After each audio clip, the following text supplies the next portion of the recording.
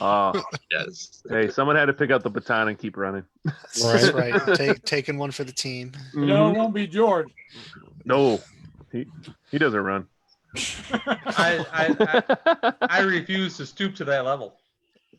What, running? Listen, I gotta admit, coming let out the of Mike gray hair Casey's mouth, fool that you. was funny. Don't let the gray hair fool you. There's nobody on this screen, but besides maybe the little 13-year-old who can outrun me. That's just a fact. Ask George. I've had a sheriff try to outrun me. He didn't work. He died. Oh, you can outwalk me. Brass You might monkey. catch me now.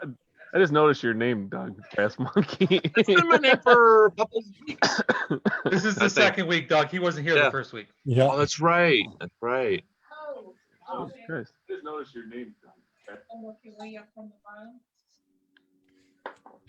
Mike Johnston, thank you very much. He said much better. So looks like we are definitely broadcasting a little bit better now. On go figure, we leave it to the Deutschland and get whacked, and then they're trying to block us out. Teach you to mess with those Vikings. Hey, It was German. It was German. I thought it's like 2:00 in the morning there. Aren't they asleep? AKA Bubba Yoda. Bubby.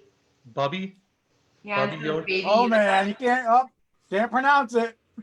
No, it's Bubba. Bubby.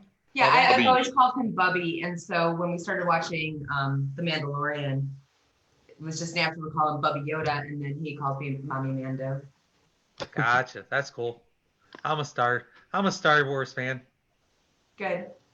At least you got something right. oh, wow. Really? Star Wars fans are always the best. He started with me. That's what Captain Kirk, right? Jesus. Mute his ass. Hey, mute him for that. No, not gonna. A few acres. Captain Kirk. Wow. Thanks, Dave. Thanks, Dave.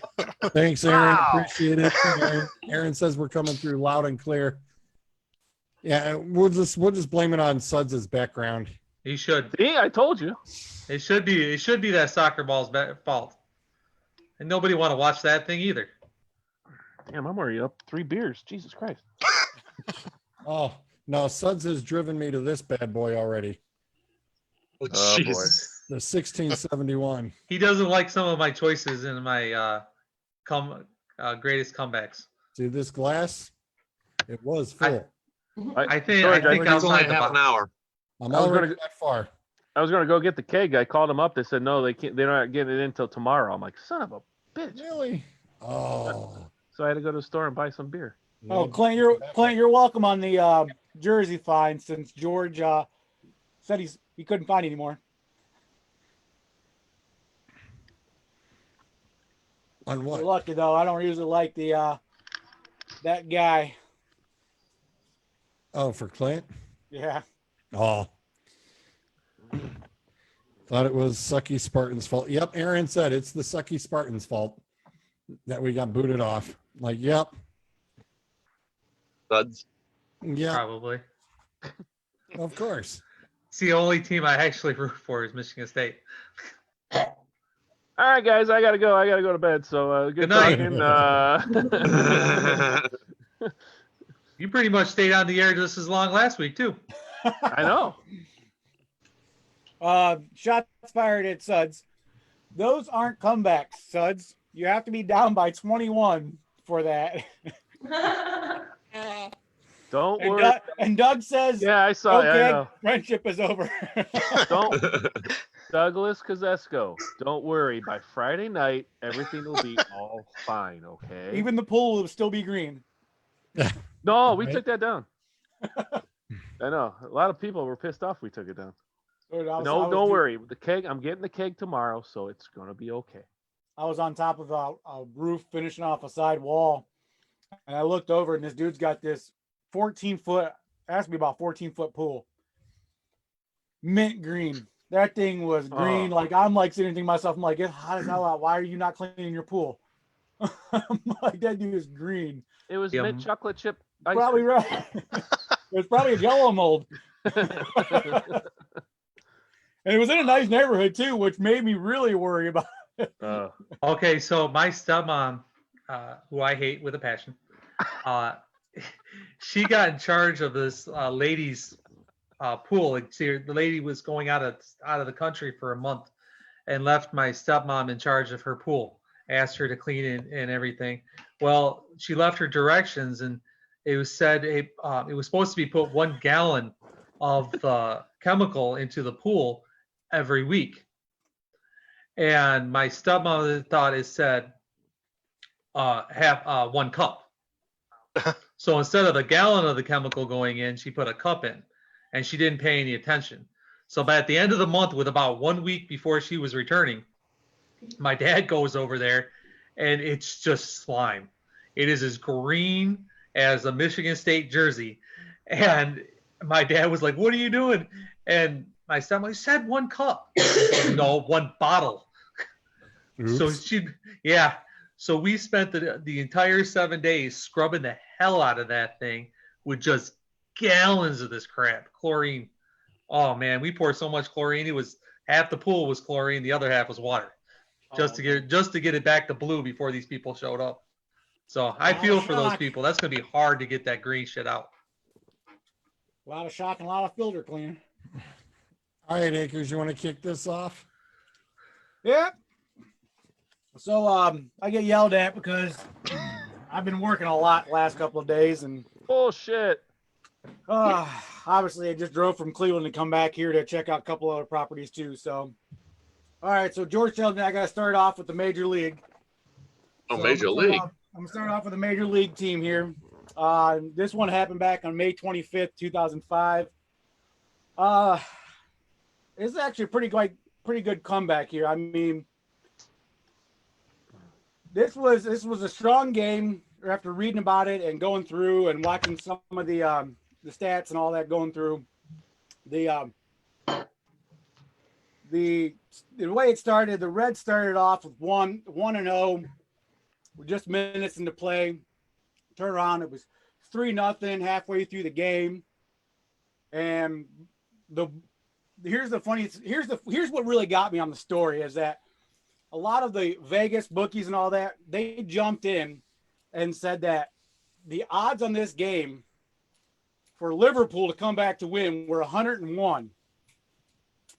With 10 minutes into the second half, Liverpool puts up themselves on the board.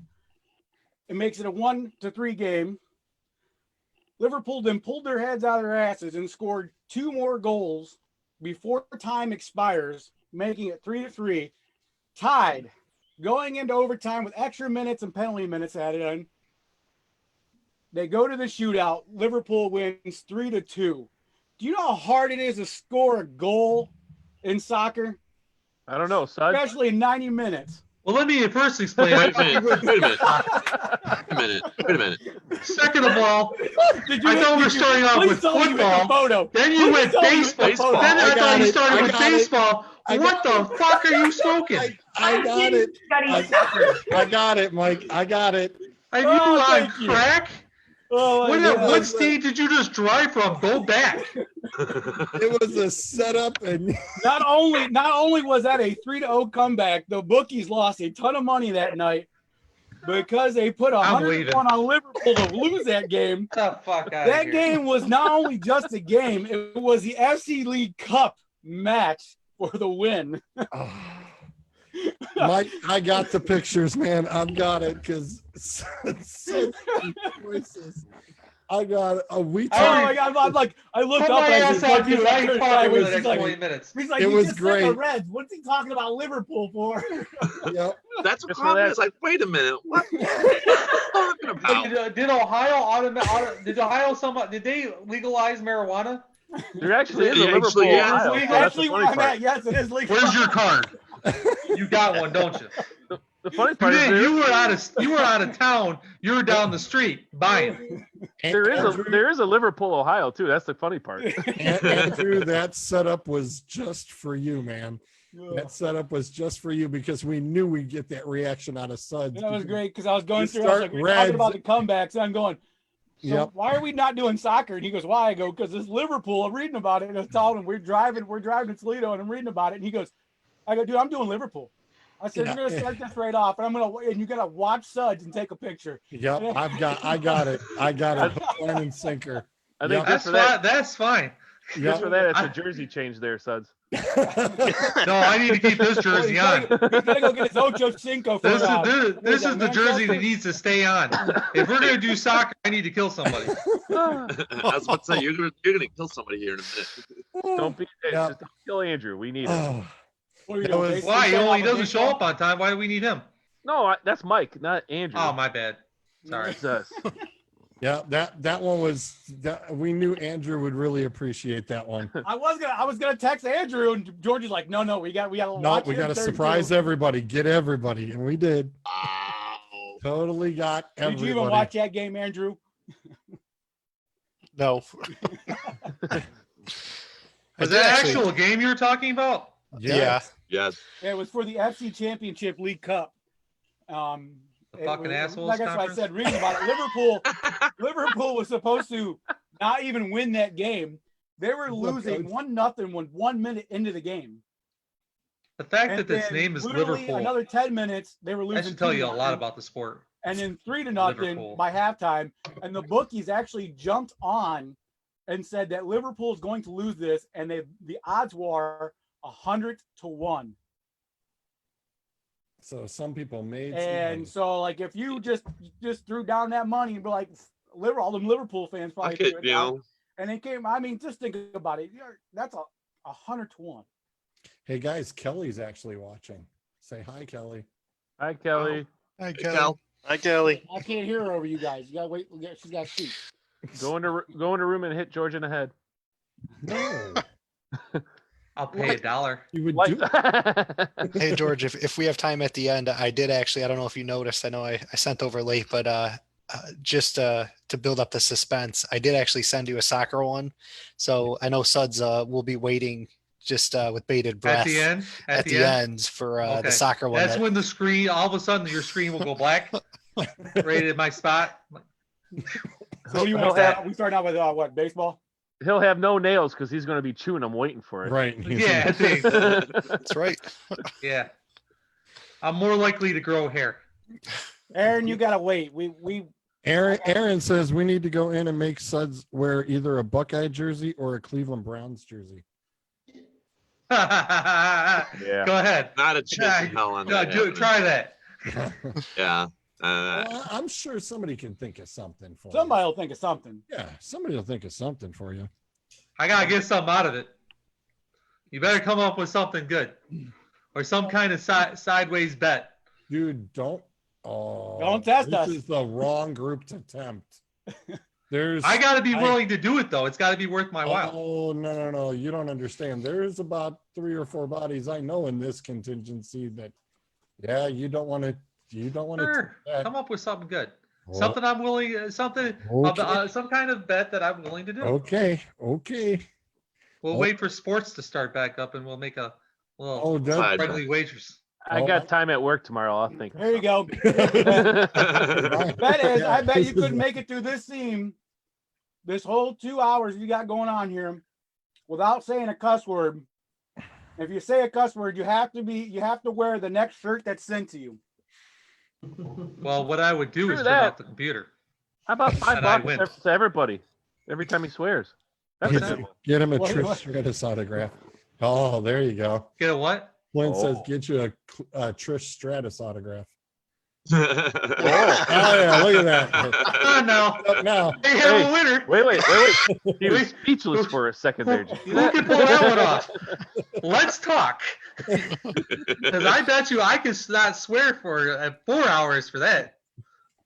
Yeah. But I want to know who can get that autograph, and I want proof that they can get that autograph. Well, and I want actual proof that autograph is real. Clint and Rob are our hot tag wrestling group, and they are with the wrestling community. So, yeah, don't put it past these guys. And, yeah, man, I won't cuss for the entire thing. If we're putting a Trish Stratus on it, I won't bet nothing. But I want proof that Trish Stratus thing is real. I need the proof. before we make any kind of bets on that one. You have my interest on that I one. think Wow. you're blushing there, Kelly, Suds. Kelly even says you should wear a Buckeye shirt.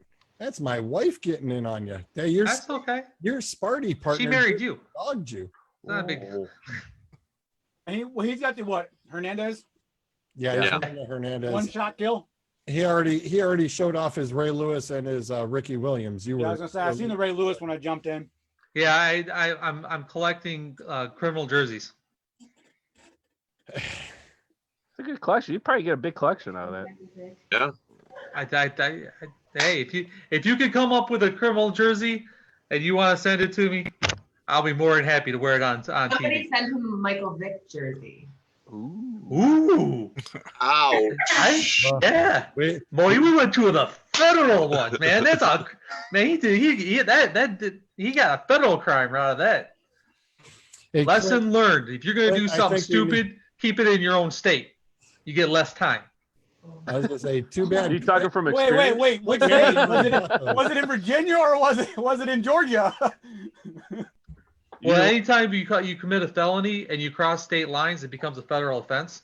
So, he would have gotten like, if he just kept it in Georgia, he would have got like 8 months less of a sentence if he would have kept it in the He's from Virginia. right. But he was traveling back and forth, and that creates a criminal enterprise when you're transporting animals across state lines for criminal activity. Automatically becomes a felon, and you will have to serve 80% of your sentence because it's a felony.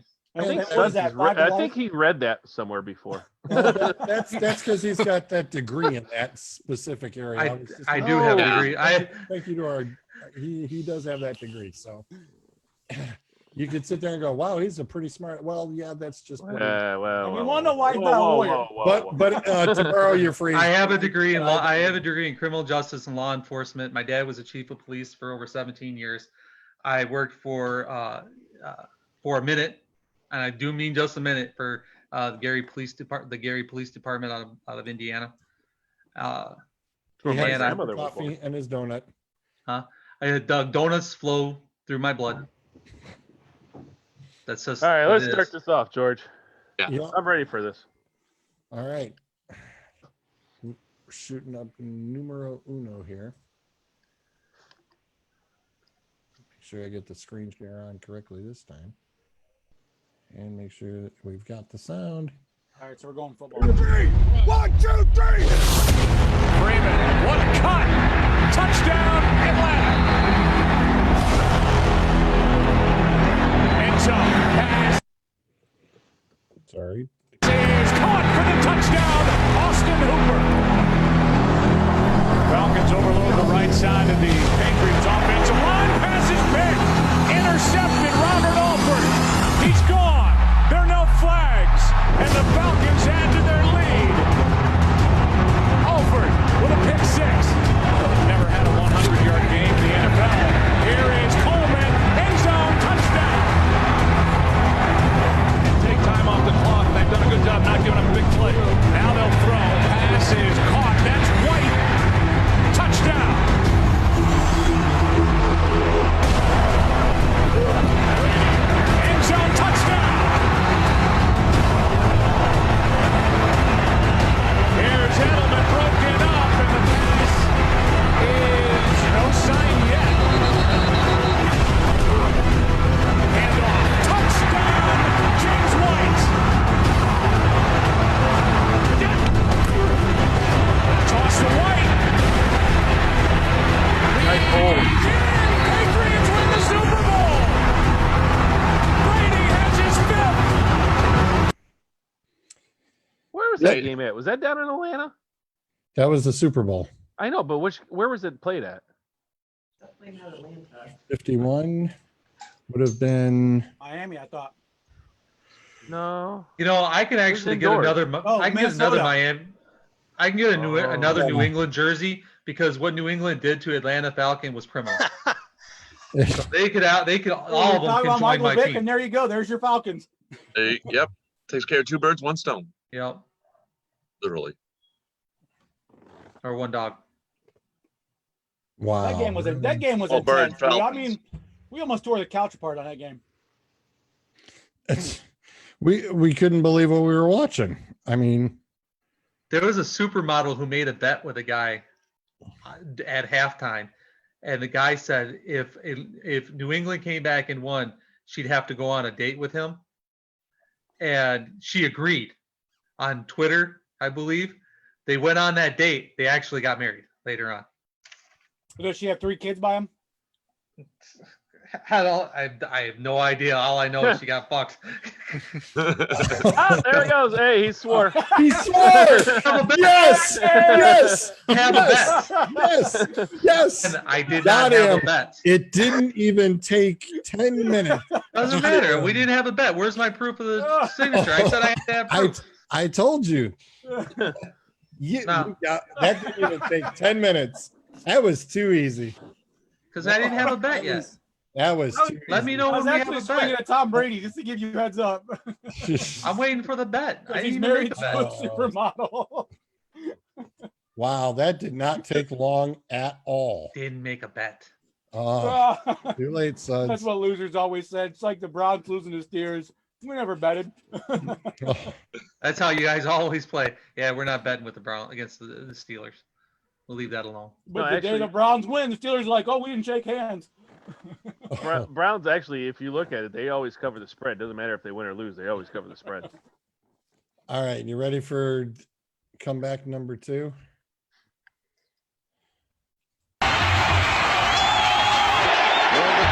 Little pump fake comes back, bites the time, throws, touchdown for Houston. Little play action fake in the end zone, touchdown. One goes deep, and it is caught. What a catch by Curtis Duncan. Moon goes deep, touchdown Houston. Right goes far side, this is intercepted. And down the far sideline is Bubba McDowell. And Houston moves out in front now 34-3. Here is Davis. Heads for the 20 minutes. Buffalo's first touchdown of the ball game comes with 8:52 left to go in the third. Right to throw. Down the side. You know there's nothing up, right?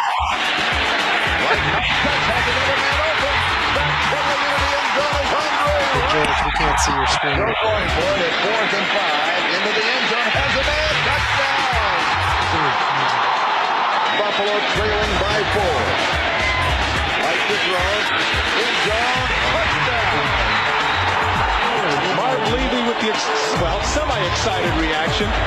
As at this point, that's the greatest comeback in NFL history. Down 35-3. Now the Bills are up 38-35 with a little more than 3 minutes remaining. 26 yards for the top. And it is good from 26 yards away. Aldo Greco! We are headed for overtime. Moon needs 3 yards. Has the time. Throws. It is intercepted. Buffalo has the ball. Nate Odom. An attempt of 32 yards for the win. It is right down the middle. And the Buffalo Bills have engineered an unbelievable wild card, come from behind, record-setting wild card playoff victory here at Believe. 2 things come out of that game. One, Al Del Greco. I heard that screaming coming across. Damn it! I always like Al Del Greco. And 2, that's why I picked the Buffalo Bills as a dynasty team because they had a hell of a run those 4 years. Yeah, that pick 6 in the second half was supposed to be the knife in the back. Yeah. It was just completely odd. They're down 28-3, go into the half. They come out and Frank Reich immediately throws a pick 6. Yeah. And it was just crazy. So they go down 35-3, win 41-38. Here's the kicker. Buffalo was favored by 2. Well, and the other thing is, it shows you how good Jim Kelly was too, because to go down 35-3 without your best, your Hall of Fame quarterback, that just shows you how good Tim Kelly, I work with Frank. Jim Kelly. But that also shows how good that team was. I mean, they just had a stacked team for those years. If you go back to our greatest players of all time kind of thing that we did earlier, you'll see that I had actually mentioned Jim Kelly and the Buffalo Bills and Thurman Thomas and Reed and all that as one of the best ever. I took Thurman Thomas as one of my running backs for that in the fantasy draft. Yeah, I think I had Jim. I talked about Jim Kelly, but they were a fantastic franchise at that point in time. And their defense was underrated too. They had some Darryl Talley and they had some, Conklin. Shane Conklin, I think, was one of their linebackers too. They had a stacked team, and they had a great coach too. Marv Levy was a hell of a coach. And if it wasn't for the Minnesota Vikings, they would have won a Super Bowl. Minnesota Vikings? Yeah, because they did a bunch of trades with the Dallas Cowboys. Oh, Herschel Walker. Created the Herschel Walker trade that gave Dallas an unstoppable team and so many draft picks. You can't call it Dallas's Super Bowls. It's really the Vikings who created that dynasty because of that. I think they only played twice though in the Super Bowl against each other. But that would be 2 Super Bowls in their pocket. I understand that. But I'm saying the other 2. I can't even tell you who the other 2 was, but I think they only played 2. Clint says, speaking of Frank Reich, how about the miracle on Miami? Aaron wants to know how many beers so far, Ryan. I'm 4. Just how about them Houston Oilers? Oh, I know. Been a long time since I've seen that. Right. Who was the coach? Buddy Ryan? Was it Buddy Ryan or Kevin Marv Gilbert? Levy. Mark Levy. No, for the Houston Oilers. Was it Buddy Ryan or Kevin Gilbert or Gilbert or whatever? Gilbert. Yeah. Gilbert. Could have been Gilbert. Up next is Gabe's. Boom. Come on. On Saturday. Let's start with the comeback game. Hornets, you and I. Chiefs have lost 7 straight playoff games, tied for the longest streak in the league. It looked like that was going to end. First quarter, though, scary moment. Jamal Charles goes down. And this is the formula for the Chiefs. And player safety always comes first. And great they took Jamal out of the football game. Probably they had a severe concussion and missed time, and it's hurt them at the end of the game. Yeah, he didn't return, and that was the opening drive. Alex Smith had a very good first half. Second quarter, Chiefs up 10-7, adding to it the throw to Donnie Avery, a 79-yard touchdown. Good game by Alex Smith. Rolled up into the pocket and found big-time receiver open. Touchdown, Chiefs. Yeah, and now it's just getting out of hand. Chiefs up 31-10. That's to Niall Davis, an 8-yard touchdown. They're up 38-10. But here comes the comeback by Andrew Luck. Colts trailing big. The deep throw to Derek Rogers. The leaping grab, the Colts ball at the 10, and then the next play, Donald Brown just punches it in. Donald Brown really had a nice game catching it and running it, and all of a sudden the Colts are coming back. Watch Robert Mathis here. Beats the double team and then chases down Smith. Wow. Boy, he is unbelievable. Had 19 and a half sacks during the year. This was a big play. The tide started turning with this play right here. Here's the Colts' ensuing drive, 2nd and goal. Luck. The swing pass to Brown. He dives into the end zone. It's a 3-yard touchdown. Colts down 38-24. If you're the Chiefs, are you worried at this point? Yes. Just a little, you think? Well, they probably were after this one. Over 3 Chiefs defenders to Kobe Cleaner, and now the Colts are down 41-31. They were down 28 points. Alex Smith going down the sideline. Cyrus Gray wide open. That's an overthrown ball. Smith knows it. The Chiefs don't score. They miss a big opportunity there. And then Colts ball 2nd and goal. Brown taking out. This is when you know maybe that it's going to go your way. The fumble, and Andrew Luck turns it into a touchdown. Well, the headiness of Andrew Luck. A nice play by Barry there, causing a fumble. Off the helmet. Johnny on the spot. Touchdown, Colts. The crowd is really into it now. Oh, and they should be. There's the emphatic spike there. And then Luck to T.Y. Hilton. What a day for Hilton. What a hotel. Always open. You need to close the doors, please. Wow. Turn around. How does he get that wide open? Kansas City Chiefs called it up, dialed it up. Nice ball. They didn't close the doors for him. 13 catches for Hilton, 224 yards, 2 touchdowns. Unbelievable. Just over 2 minutes left to play. The Colts have the lead. Chiefs on the cusp of field goal range, and Smith facing a ton of pressure throws it away. Yeah, and he generally doesn't make errors like this. He has to throw it to the side of the screen and just get rid of it. You can't take a foul on this and put him out of field goal range. Andrew Luck loves that intentional ground. He called 2 plays later, 4th and 11. Smith going deep down the sidelines to Dwayne Bowe. Looks good. It's not. No, in Canada, we good. Yep. NFL, not so much. You got to get that foot in bounds there. It's out of bounds. The Chiefs turn it over on downs. That will be the end of Andy Reid's season. Chuck Pagano and company, they can't believe it. The Colts with a... Good Lord, could have used some of them numbers in fantasy. Was that the last year Luck actually I played? don't think that game would have been in there with T.Y. No, Hilton. I mean, Brown was killing it. Last year Luck played. What year was that one? No, without being hurt. I'm sorry. Yeah. Oh, yeah. I know this might be shocking to everyone, but I actually read a book. That's shocking enough. That's yeah. by John Feinstein, who's one of the best authors you ever read, and he actually did a comparison between quarterbacks, and he had Andrew Luck and Hi, Mary. How you doing? Alex Smith, and he said if Alex Smith wins that game, they win the Super Bowl that year. And that was 2014. But like you said, George, during the video, it's the Chiefs defense. Yeah. Yeah. Yeah, that was 2014. And that's the start of the Alex Smith falling downhill era. Yeah. Well, Andrew Luck wasn't far behind. I mean, that's 5 years. How many seasons did he play without getting hurt after that? One, One. maybe. Yeah, I was gonna say one. He did make 1 year. I mean, that dude was fragile. I remember someone saying, "How did T.Y. Hilton get so open?" Well, the Chiefs didn't really have. Dave, actually. Oh. That was me. Oh, it was you. Yep.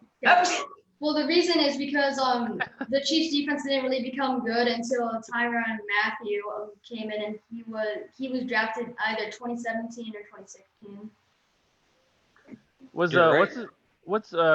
Eric who's the safety that played for them? Eric Berry. Barry. When was he drafted for them? I don't think he was with them during that time because he was eventually traded to the. Well, he had cancer, wasn't he? He had cancer at that time. So he I was think playing that year because he had. So that was the year that Barry was out. That would explain how he got so open then. Right he was an excellent safety. Yeah. Well, I was kind of pissed because I wanted the Browns to take him in the draft and they didn't take him. Well, they spent a lot of draft picks after that on defense.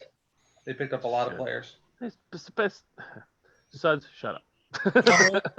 With that, Colleen, I'll let you turn around and take did. over with yours. Okay. No pressure. No pressure. No pressure at all. No. As I said, Colleen for the block. She's in the center square. Let's go back, shall we, to October 20th, 1957. I thought you were going to say, let's go back to Sicily. Dude, I was looking at my date. I swear to God, I thought it was. I thought she was about to say mine. Suds was 27. Oh, wow. No. What's actually kind of funny, though, is that October 20th is my wedding anniversary. And so it's actually 60 years to the day that his stepdad and I got married. Oh, cool. Which is really funny because remember, I'm from Detroit and he's a Baltimore fan. Boo. This is about to come full circle. Go use the restroom. Okay. 57. Yeah, exactly 57. So it was the Detroit Lions had a big comeback versus the Baltimore Colts. At the half, Detroit was down by 24 points. And you guys, I feel like you guys know a lot more of the details. This is my first time, so give me credit here. No, you're doing excellent. Keep going. Yeah, I don't really remember that game. I've never even heard of it. So I was gonna say, and you can't be doing any worse than Akers cheating off of his computer screen to his left. So you're fine. So I didn't have ears that date. Well, like I said, Detroit was down 24 points at the half. And what really kind of struck me as far as the game was concerned, in the third, I think Detroit scored a touchdown and a field goal. Baltimore got, I think it was 6 points. But in the fourth period, Detroit had 21 unanswered points. It's quarters. Not periods. Sorry, not periods. Thank you. Thank you. Oh my God. You're the one Going back Wrong and sport. all of these sports this weekend has, oh my God, just messed with my mind. Nice. We go through on a weekly basis. I was gonna say. Oh my God, I can't. No, I can't. Hey, Gabe, for that, you're ungrounded. Take the line. Thank you. Take the Lions hat off. Citizen. But Go get a Ravens hat now. It's really kind of funny because when Detroit got their second touchdown, there was like 2 minutes left in the game, and they chose not to make the onside kick. And it worked out in their favor because Baltimore fumbled, and with 45 seconds left, Detroit made the winning touchdown and then just were able to close out the game. So for me, Wow. it just all signs pointed like, Colleen, you must say that is the greatest comeback of all time. And going back that far, Yeah. George, you ain't got video of that one? I told Oh, you. hey, I got one. I got one for due baseball where diligence. he didn't find video. I know for No, a fact. Ryan, I couldn't even find a photograph. And, you know, if I can come up with Wow. 1895, you know, I did my diligence in trying to find even a photo for this football game. And I couldn't find anything. So unless they got their own, personally, they haven't shared it online. So Hey, Ryan. Colleen, I stumped you. Good job, Colleen. Hey, Ryan. Yes, sir. The Chiefs spent 5 number-1 draft picks on defense since that game. And they still suck on defense. Yeah, they spent a lot of draft picks to try to improve it though. Yeah. but now Wait, you know wait, when wait. you got an offense that scores 40 unanswered, I mean, do Yeah. you really even need a defense? Well, the funny part is they spend their offensive picks in the 3rd or 4th round, and they got those guys blossom into stars. Yeah, they do. I mean, you picked that tight end, Kelsey. You picked that. He should have been a first rounder for sure. And how he got so far down the draft, I have no idea. Kareem That dude Hunt, was a beast. Hill, Yeah. all those guys. well, Suds, we know that you picked the Pats versus Atlanta, but we know you wanted to turn around and speak your opinion on razzing on Cleveland, and we have a ton of people that are just waiting to chomp at the bit. It seems, so. Well, you know, Because, not every great comeback has to be, 30 points down, 20 points down. Sometimes it can come down to just one drive. No, Fuck you. That's a game-winning drive. That's a game-winning drive. that's not a comeback. It is a comeback. They were down. Not a comeback. Shut up. You've been muted. Damn it. Hey, There it is. I still watch the game now, and I think the outcome is going to be different, and it doesn't change. Damn it. So F you, Suds. Yeah, Was that the squirrel running on the field when the Browns and the Broncos were facing each other? What's that? yeah. Oh, that was Up Top Time Machine. Never mind. Sorry. It's yeah. In the Aaron movies, says- Cleveland wins. I did not unmute you. That's it. I'm out It of here. says, Suds, you suck. That's from Aaron. Clint says it's not a comeback.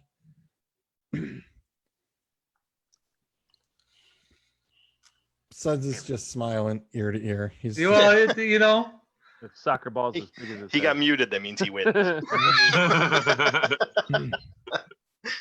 He likes being the bad guy. Suds. Clint says you don't get the Trish Stratus autograph now. Start calling Suds Razor Ramon.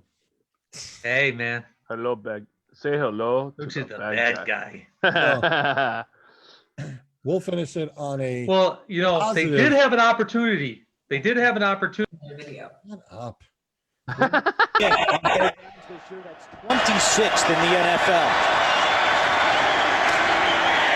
Hoyer in trouble, and he is sacked. It was the safety, Michael Griffin, coming up to make his first sack of the season. Inside 5 to go in the first quarter. Again, the Titans have not scored in the first quarter this entire year. It's a 3rd and 3. Rocker to the right, pass is caught by Kendall Wright, slips a tackle and takes it in. Touchdown, Tennessee.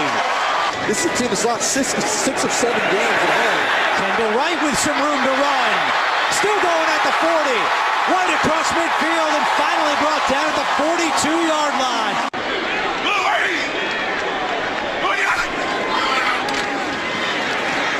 Rocker steps up, has the first down, still going, touchdown! Jake Locker takes it in, and Tennessee up 13-0.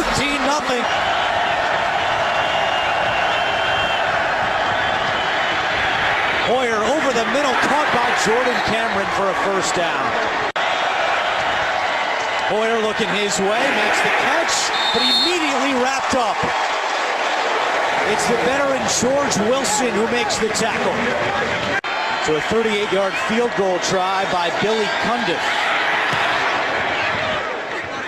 And this one is good, and the Browns are on the board.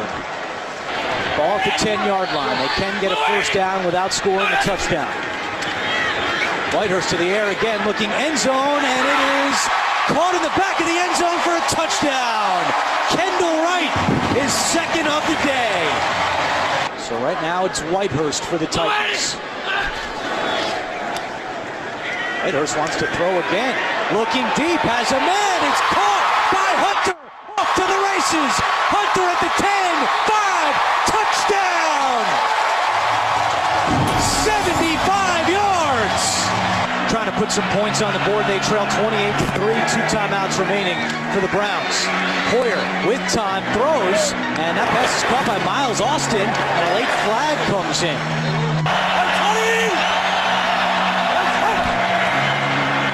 Play action. Hoyer to the end zone, touchdown, Jim Dre. Career touchdown for the tight end out of Stanford, and that's a clutch drive by Brian Hoyer of the Browns. Brian Hoyer. Don't hear that very often. By the Browns. Play action on first down to start the second half. Hoyer looking deep for Gabriel. He can stretch the field, and he makes the grab. Taylor Gabriel with a 49-yard pickup, and the Browns start the second half with a bang. Cundiff's season long is 39. This is from 42, and Cundiff drills it. Second straight 3 and out, forced by the Cleveland defense. Again, it's Jordan Hoyer back deep to receive the punt.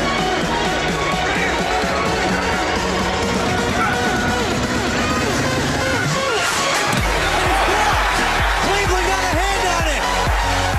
It was Tank Carter who blocked the punt for the Browns. That's a safety. And it's a safety for Cleveland.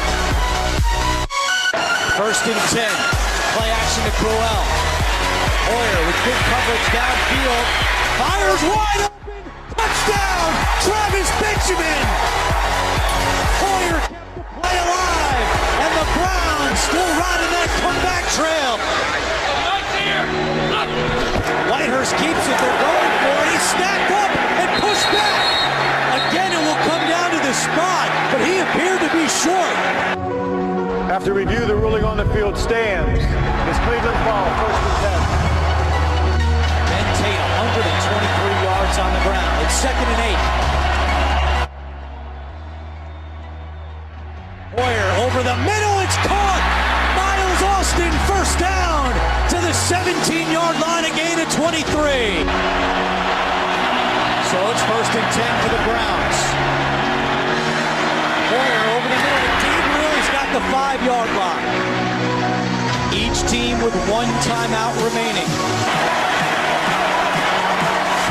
With the Steves, Tasker, and Berline, I'm Andrew Catalan. 1:17 to go, fourth quarter. It's second and 4. Hoyer with time, looking end zone, caught by Benjamin, touchdown! What a catch by Travis Benjamin! But there is a flag at the goal line. This is against Tennessee. Against the Titans. Holding defense number 58. The penalty is declined. He's on the play. Touchdown. Second touchdown today by Travis Benjamin. The point by Billy Cundiff to give Cleveland a 1-point lead. And it's good. Cleveland was down 28-3.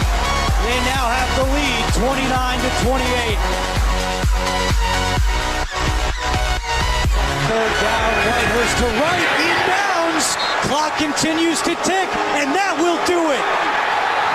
Cleveland comes back from 28-3 down. I was trying to think who the offensive coordinator was for that. I thought it was Dable, but then I saw Kyle Shanahan. Yep. Isn't that something? One very good offensive coordinator. What happened to Suds? Oh, I was wondering the same thing. Suds went black screen. He was just sitting there. He went black What screen. what makes that game one of the greatest comebacks is, did you guys see where it was at? Tennessee. It was in Tennessee. Everybody who said they had the greatest comeback beside the Super Bowl, every home team came back and won. Cleveland is the greatest comeback on road history from a comeback to win. On a road, okay. Was Josh Gordon on that team yet? No. No. I thought he was with Hoyer. I was waiting for. I was thinking Northcutt for a second when I was watching this, and I was like, "Yeah, where's my Northcutt?" But I mean, it's just amazing to see that with Hoyer. Hoyer doing that. I mean, like, it's just astonishing just to see that. Everybody says, Browns have nothing. They're getting beat.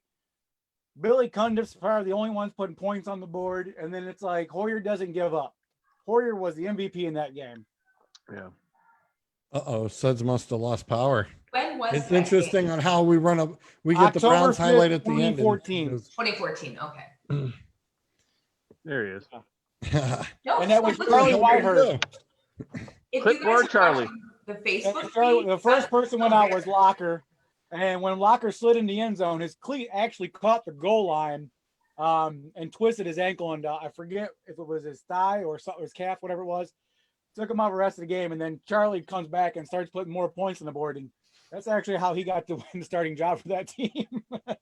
I was telling Gabriel, I was like, man, that's a game that I wish I had watched because I could feel that kind of excitement. Yeah. I could feel the excitement in Tennessee walking out of that. Yeah, that was the third game of the season, I believe. I'm telling you, Josh Gordon was. I think Josh Gordon was suspended the first 4 games of that year. Let's see. It's possible. And he was suspended a lot. It's the largest comeback road victory. We looked it up. It's the largest road victory comeback in NFL history. Because the closest Cleveland will come to a Super Bowl. For the home team. I agree.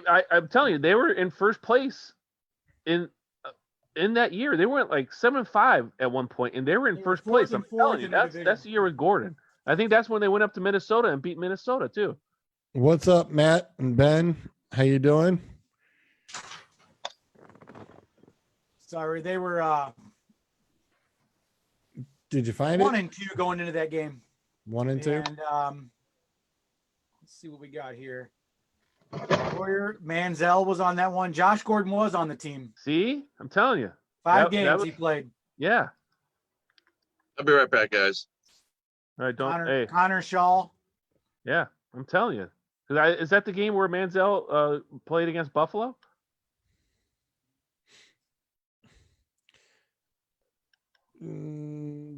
Buffalo, November 30th. At Buffalo.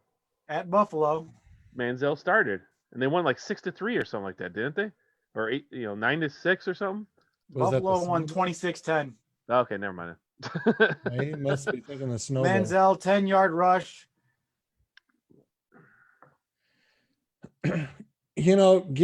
Hoyer played that game, but then they brought in Johnny Manziel. So was that the one where Hoyer got injured and they brought in Manziel, or was that No, I'm thinking it might have been next brought year. him in to try him out?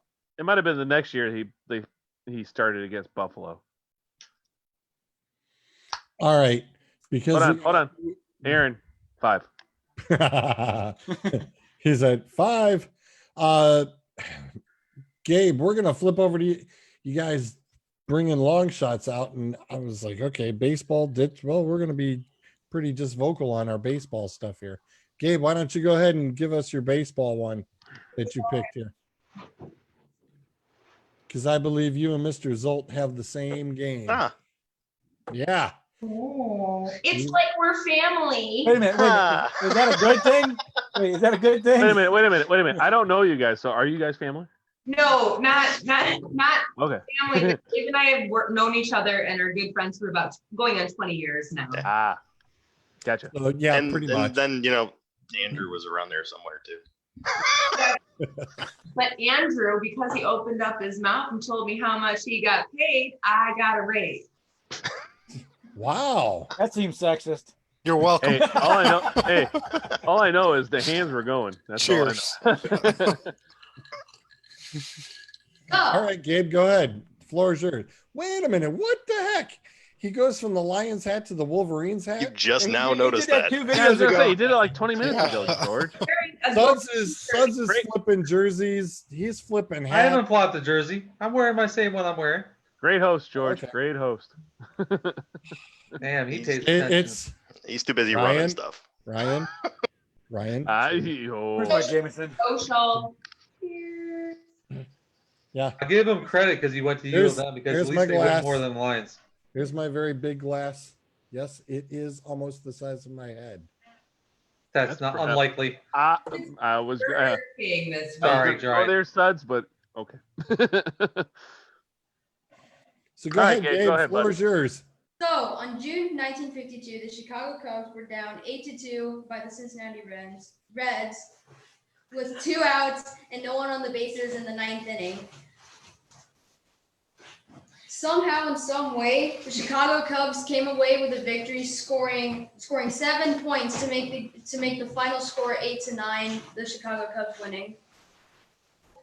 So, yeah. Yeah, I looked up on Baseball Reference. They had a nice formula as far as percentage chance of winning. And at one point, they had that game listed as a 0.01% chance of the Cubs winning that game, and they pulled it out. Wow. Yeah, The I think Cubs. the most impressive thing about that too, that was the one I had as well. And not only was it the 9th inning, not only were they down, but they also had 2 outs and nobody on base either. Wow. So I mean, you stack all those things together, and yeah, maybe it's not from a total runs perspective, it's not the biggest comeback. But you put all those other variables in place, and I mean, that's absolutely insane to come back from being down that much. Yeah. Everybody's starting to walk out the stadium at that point. Oh yeah, They haven't already. They're walking out. They were already in the wait a car minute, I'd have been driving long gone. on I-75 halfway home. Right.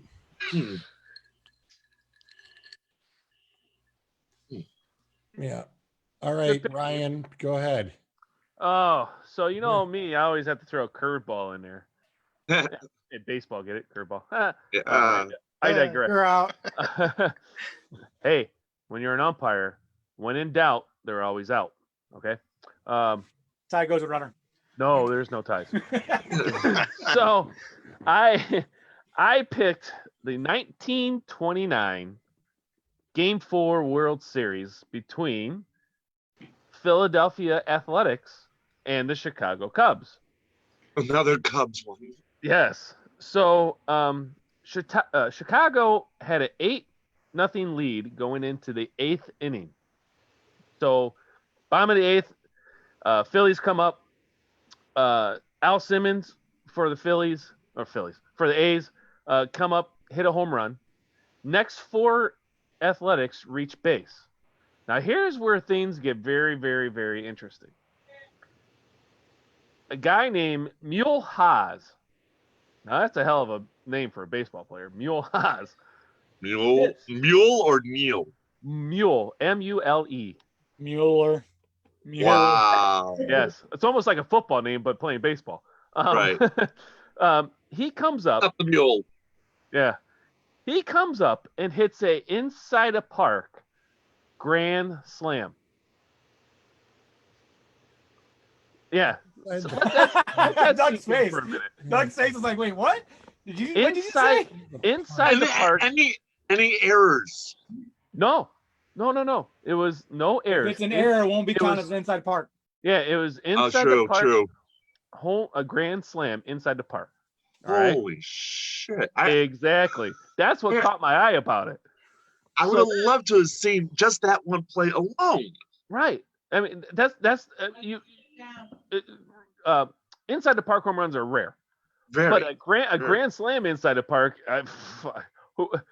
There's got to be somebody you got to tag out. game. I would love to talk to someone who's playing that game or saw that game just to see like what their thought was when they were watching it. You know, So then Jimmy Fox, who I picked as my first baseman in the baseball fantasy draft, comes up, hits an RBI single to tie things up.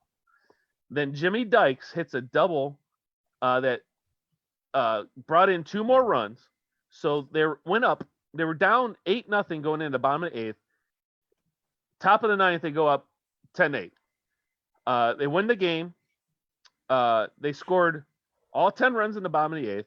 They win the game 10-8. And they go on to win Game 5 to clinch the World Series, and they won 3-2.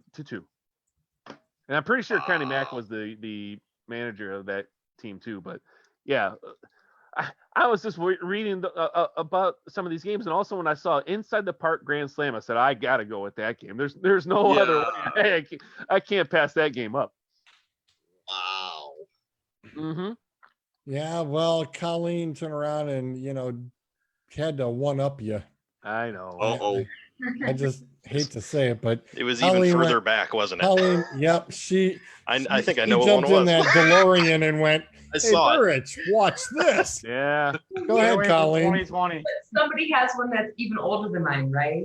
Nope, you're the oldest. He went 1920s, and you just jumped in the DeLorean and went, "Oh yeah, watch this." So again, let's hop into my DeLorean and go back to January of 1901. I don't know. January. But that was the year that the American League was formed. Mm-hmm. And so the first game of the American League was hosted in Detroit. Was the Detroit Tigers. White Sox. Sorry. What? Was it versus the White Sox? No. Oh. It was versus the Milwaukee Brewers. So they were down. See, again, you guys could be like, ooh, this, that, and the other thing. I'm just cutting to the chase. Go ahead. Nothing wrong with that. Detroit was down 13-4. And fans are leaving the stadium, as any hometown fans where your team is losing would do. I did a lot of that with the Cleveland Indians. Trust me, I know. But this is the very first game of the American League. This is why I made it my best MLB comeback, because it kind of set a really good precedent as far as how exciting games should be, because they ended up coming back and they did win. They made those, what was it? 9? Yeah, they won 14-13. And just that kind of excitement, because, you read the newspaper articles from the day, actually, all of the fans rushed and it was exciting, and it just helped set the precedent for Detroit sports to be like, this is a fun place to be. Don't ever give up on your team. They will eventually make their comeback. Super Bowl. But anyway, that's mine. Cool. Yeah. And it's a good way to start off a league too.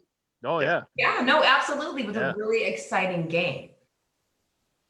Nice dig with the Super Bowl comment, though. Buds, you're all red. Well, so I don't know. I haven't cared. There you go. So I lean too far back. I get mixed in with the background. Suds just didn't quite understand the concept, and No, I do. You just don't understand. picked a play for his baseball. It's not Now, a play. wait a minute. Aaron wants to know, does Suds remember this game from 1901? Oh, I have one more fact. I was there. Can I include it right now? What's that? So, the You got another fact that I fact. wanted to say, Uh-huh. the game in 1901 occurred on April 25th, and that happens to be somebody's birthday. Well, It's my wife's birthday too. Oh, great. Again, these large signs that say must. Must Well, I pick this can't do game. shit. Okay, on with it. Suds, go ahead. well, greatest comeback doesn't mean the most points. First of Yes, all, it does. it doesn't. That's why we turn around and we Let's say it was greatest. comeback. Not Comeback. greatest plays. We went comebacks. Well, this was one of the greatest plays in Major League Baseball that ever happened, and they were down by a run. One When run. It doesn't count. Going on to Nick. the actual comeback. One high and deep to right center field, giving Chase Cameron. This ball's out of here. Russell Brennan jumped on the first pitch here in the 7th inning. And Russell Brennan hit it into the right center field bleachers, right in the same area where Jim Thome hit his. So the Indians put another one on the board, and for Brennan, his 15th home run of the year. RBI number 42, and it's a 14-3 ball game. Swing and a miss. And it didn't take long right there for Aaron Seeley to dispose of Marty Cordova. Got him with a high fastball, 1 out. Holy shit. This one drilled to short, but right at Guillen, who puts it away. Well, Cordero hit it right on the button, but right at Guillen, and there are 2 down. Line drive up the middle, base hit into center field for Pinar Diaz. Pinar Diaz. Outside, ball 4, and he walks Kenny Lofton. Aaron Seeley beginning to labor a bit when he walks Vizquel on 4 straight. His night is done. We're going to catch it. 1 ball, 1 strike, bases loaded, 2 out. Cabrera with a looping fly ball this time. Ed's got a chance to drop. It does. 1 run will score. Another one will cross the plate as Lofton scores. And it's a 14-5 ball game. The 0-2 pitch is hit in the air to center field. Coming on is Cameron. He will make the call, make the play. That does it for the Indians here in the 7th. The 2-1. Swung on, hit high and deep to left. Back goes Martin. Martin at the wall, looking up. It's gone to the home run porch. Jim Thome with a 2nd home run tonight, giving him a lead of 36, and the Tribe down 14-6. And for Jim Thome, that is multi-homer game number 4 this year. Branyan got nicked by the pitch. Heads to first. Cordova with a drive into deep left field. This ball is gone to the bleachers. Marty Cordova with a 2-run homer to the bleachers and left. And it's a 14-8 game in the 8th inning. Cordova's 13th homer, giving him 53 RBIs, and the Indians with 4 home runs tonight. A swing and a ground ball back up the middle behind second. Glove by Guillen. The shortstop throws to first to get Cordero. The pitch to Diaz. Swung on, hit slowly to third. Charged by Bell. Gloves. Throws. Not in time. Kenny sends a line drive. Back up the middle by Guillen into center. Base hit Lofton. Here comes Lou Piniella. He comes towards the bullpen. Vizquel looping liner toward the right field line. It's going to drop a fair ball. That is going to score Diaz. Lofton into third. Vizquel into second. Cabrera swinging and missing. Ball popping away. Here comes Lofton. Lanskin's throw. Lofton slides. He's out at the plate. The 1-2. A swing and a miss. Inning is over. And here comes Lou Piniella. He's already made the move to Jeff Nelson. Amazing how many fans have hung around on a late Sunday night. The Indians down to their last strike. Full count on Cordero. Nelson is ready. And the payoff pitch. A little high. And walks him to load the bases. 2 down in the 9th. Tribe trailing 14-9. Diaz at the plate with a 3-2 count. Right-hander against right-hander. Nelson delivers. A swing and a line drive, base hit to left. Taubensee scores. Cordova scores. Cordero stops at second. Oh boy. Diaz with his 3rd straight hit. 14-11, the Tribe trails, and the tying run will come to the plate in Kenny Lofton.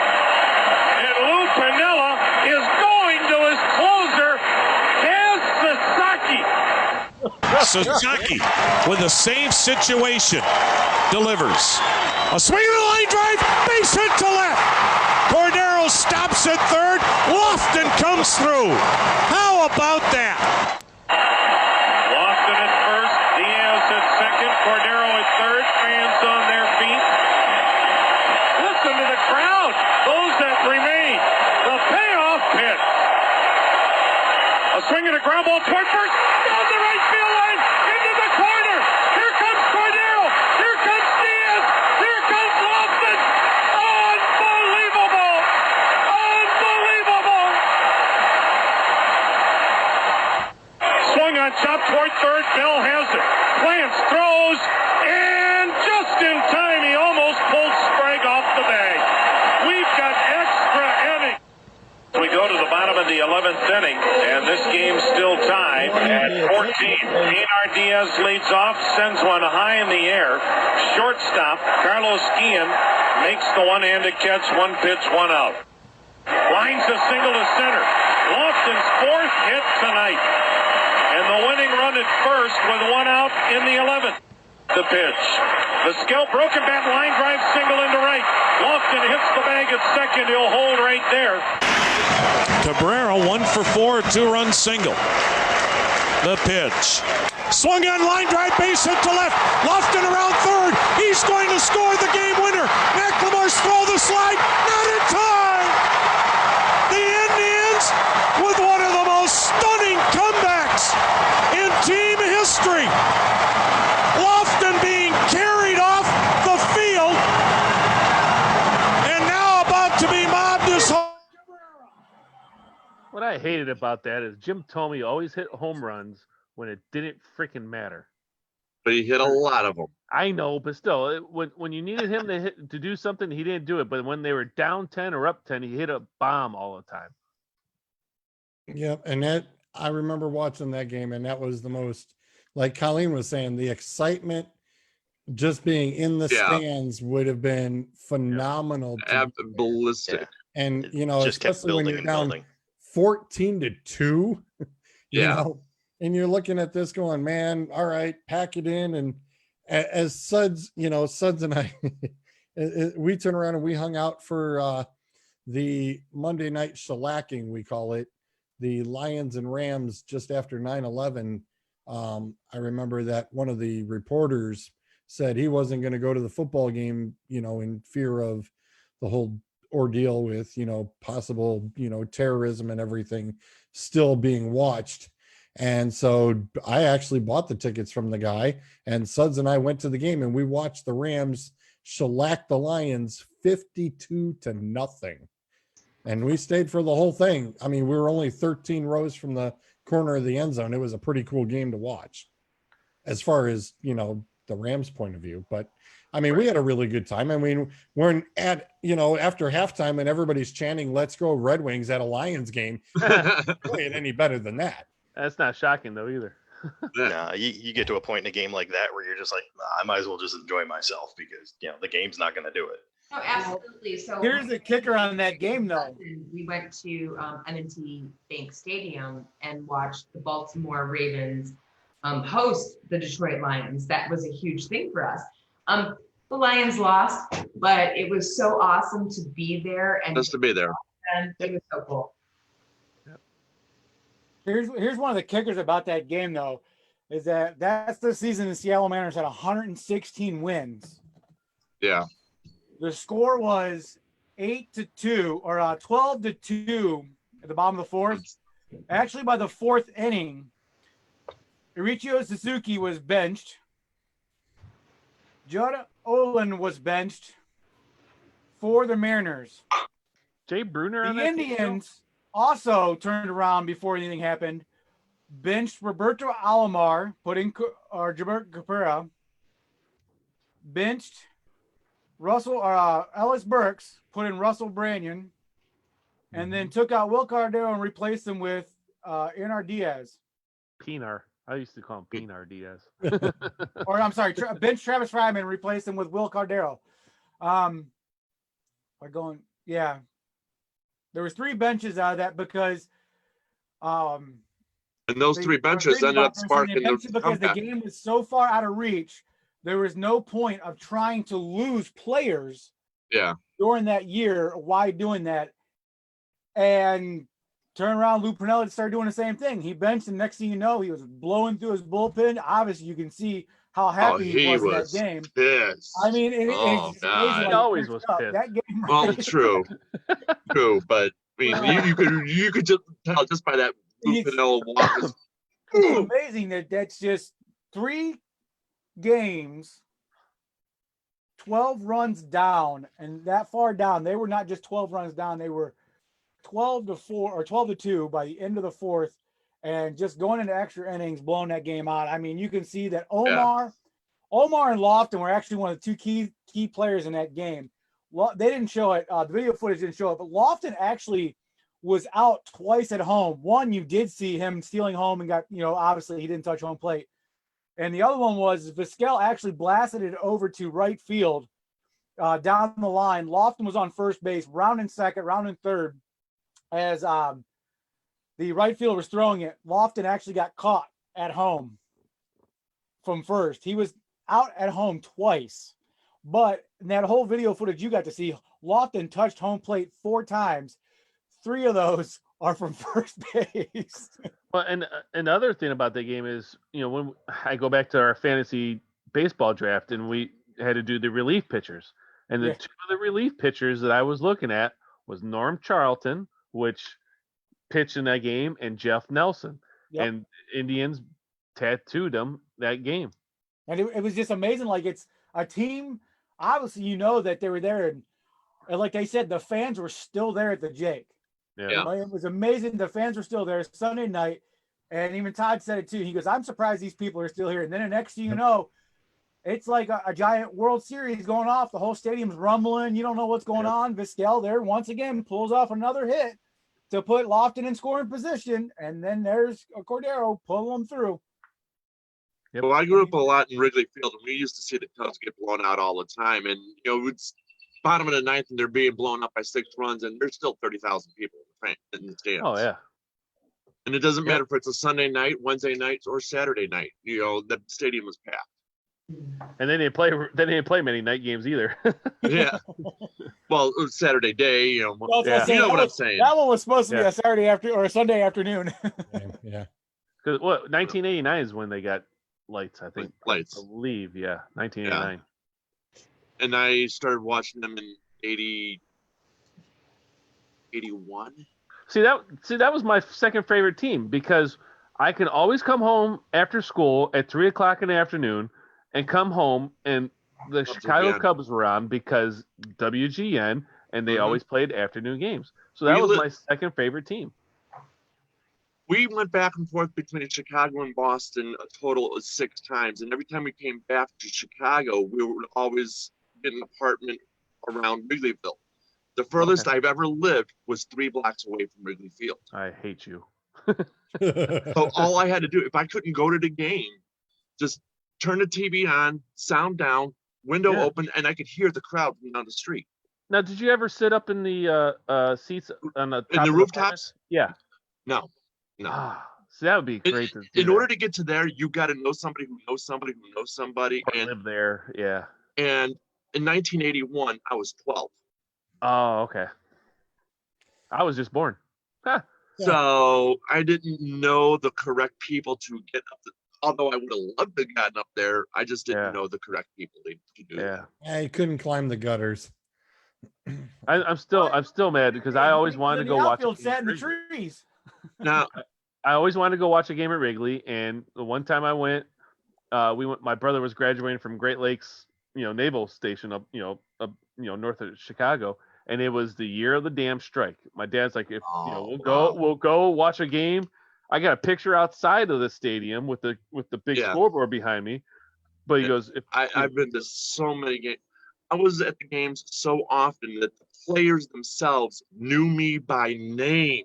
I've been on the field, in the dugout, in the press box during game time. The person who actually taught me how to throw a curveball was Lee Smith himself. He was a hell of a closer too, man. And no one gives him the credit either. No. And the thing that made the Cubs was, of course, Harry Carey and Steve Stone. That's what made him. Hell, my favorite player growing up was Ryan Sandberg. So he was all around. To this day, there is a picture somewhere on the interwebs somewhere that was taken by a Chicago Sun-Times reporter at a charity event that was held by the Chicago Cubs. members of the Houston Astros were also at this charity event, and also yours truly. On my left is Greg Maddux. On my right is Ryan Sandberg. Yep. I think it was like 1980. I want to say 1984 that was taken. Yeah. They were a lovable team. They were just a lovable team all around. And if you didn't like them, you loved listening to the games on WGN because of Harry Carey. Absolutely. And Steve Stone, who's actually from Cleveland. Steve Stone is very, very, very knowledgeable. Oh, I mean, this guy is a walking encyclopedia of baseball. And he was not a bad pitcher at all in the major No, league. he wasn't. He was decent. Didn't he win a Cy Young? Stone, I know he was in the running at least once. I'll look it up. I thought I don't remember him winning one, but I know he was in the running at least once. All right, let's we're gonna have to keep this rolling because Mr. Ryan, we know he's got an early morning. So we will move on to hold on, George. Hold on. 1980 AL Cy Young Award for Steve Stone. There we go. All right. The mailman, turn in, score! Carl Mano! The Jazz are rolling! I started believing it when we cut it from a 36 down to like 18. And you can start seeing the look in their face. They didn't want to take those shots, but they were still shooting the three. Then all of a sudden, we cut it down to 13. Stockton holds, left corner to Horny, open shot, good! We cut it down to 9.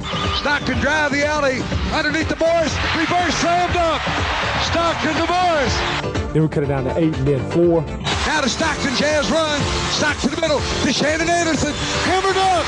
The young rookie, streaking in for the right side! And I was like, okay. Hornacek holding to Stockton. Stockton, 12 seconds to Carbonneau. Doug Russell, slam dunk! Doug Russell, unbelievable! And that is Ryan, and we got somebody else. We got a couple people who actually have this one nailed down with the Jazz and Nuggets. Zolt, you also had this one. Yeah, that was just, you're down 70 to 34 at halftime. Yeah, you get booed off the court.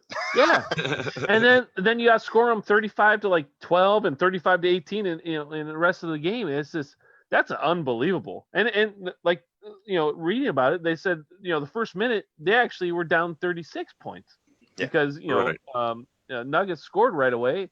It's like holy shit. And there's one of the players that Jeff Hornacek, he is very underrated too. He was a hell of a shooter. He was actually one of the better shooters in the 90s that no one really talks about.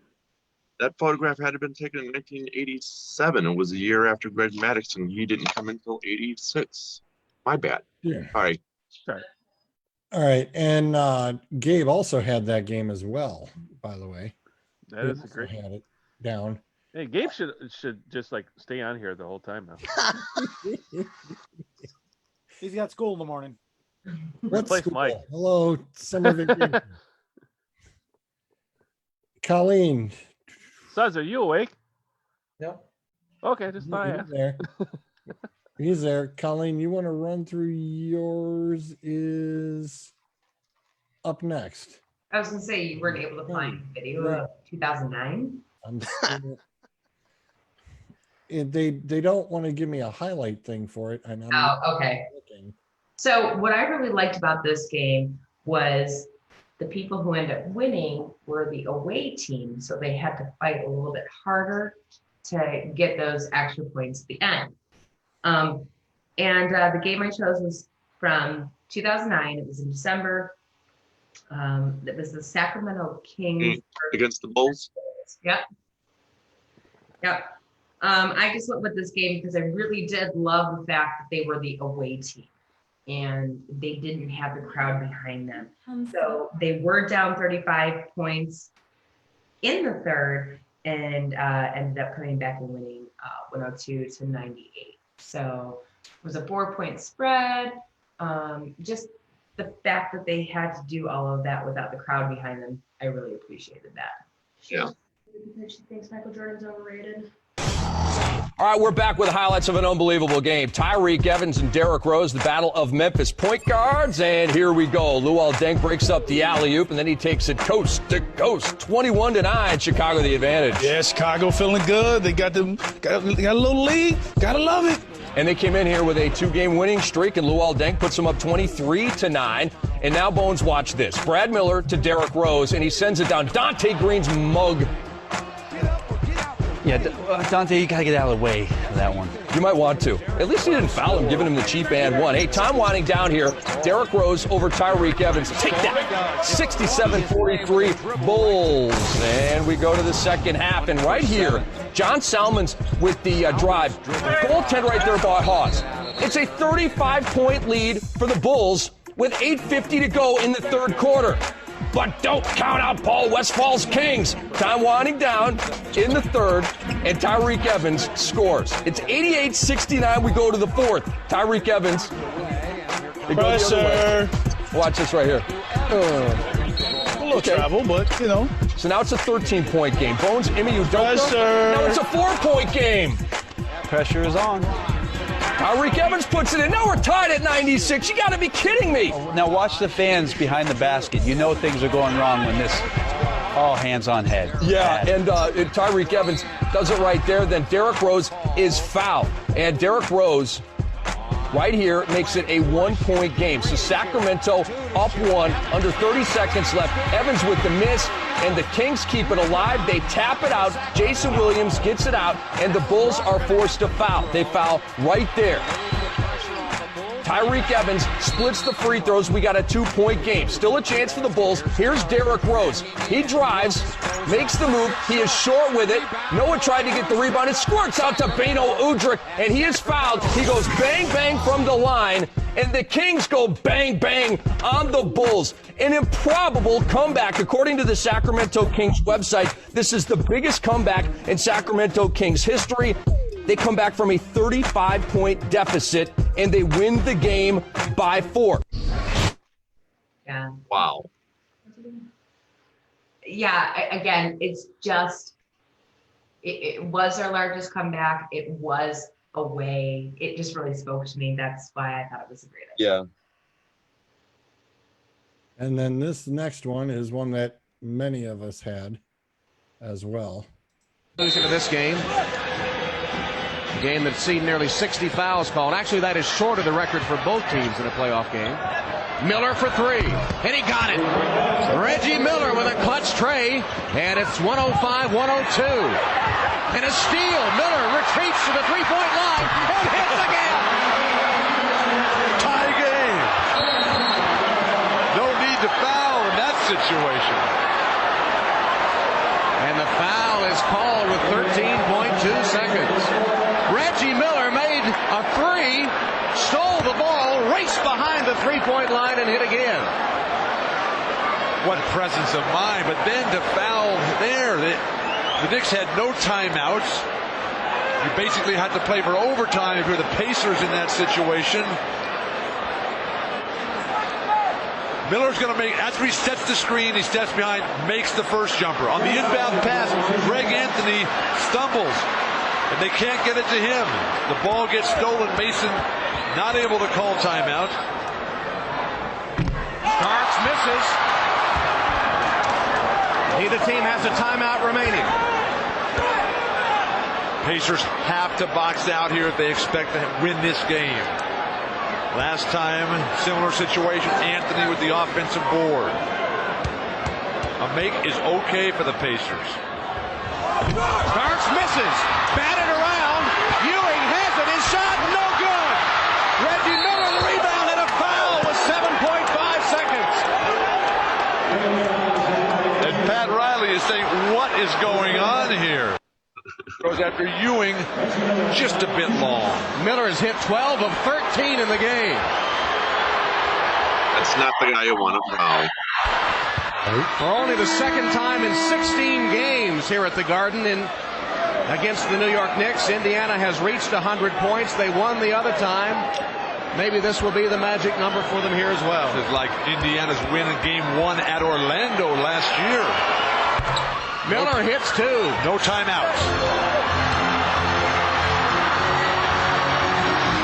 Anthony stumbles and falls. Time runs out. Reggie Miller scoring 8 points in the final 32 seconds. Where's the travel? Yeah, I had that one written down. Yeah, it's kind of, the aspect of, it is pointed out, and Suds and I were even talking about it and said, hey, for one man to take over literally in the last 30 seconds to pull that off, that is a ginormous comeback, and definitely needed to be mentioned in there. Clint also says he's got another one. Utah Jazz came back when they played against the Bulls on opening night in '98 and came back from 30 down. So it looks like the Bulls have not, seen that movie before. Mary Clark says, "My Knicks." Sorry, Mary. Deep in the garden. Had to turn around and pull that one up. Sorry about that. Tell us a little about that game, Suds. Christ. What's that? Tell us a little. You just broke your rule, George. You said it had to be the greatest comeback in a game. Yeah, of course he breaks his own rule. No, because Zolt also had it too. No. Or no, I said I had it written down. Yeah. I went with we the don't mind if Jazz. Zolt has it. We like Zolt. And the reason I crossed it off was And because technically it that was actually possibly was. I mean, technically greatest that was a individual comeback performance. because it's under 1 minute. I mean, It was under literally, 30 at the seconds. time, A under minute? 14 A seconds. minute is the thing? Well, the drive was 1:05. No, it Drive wasn't. was a minute and 5. That's football. Okay. The drive was I'm long. giving you your report here. Yeah, well, we tried. I'm trying to help you out on this. one. Next sport. I was Go. actually agreeing with Bale, you. go. He's thinking of soccer. Gabe, let's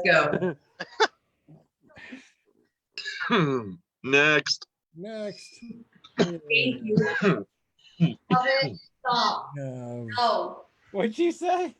I said I was quoting Ariana Grande and said thank you. Next. No. It used to be a show on MTV. I always thought that song said "Thank you, X," not next. Well, I have a son who's 13. Same difference. Accent turns into next. This one's on Gabe's playlist. He has lost 5 of his last 6 starts as well. So a busy weekend for the Islanders, who will be in Carolina tomorrow evening. For the Capitals, it's their final game before their bye week gets into the All-Star break. Matt Martin goes across for Pollock, trying to shorten up on the stick, but couldn't get it on net. Down went Zizekas, the puck taken by Backstrom, and Ovechkin is in, and he scores! Alexander Ovechkin joins Mario Lemieux and gives the Capitals a 1-0 lead.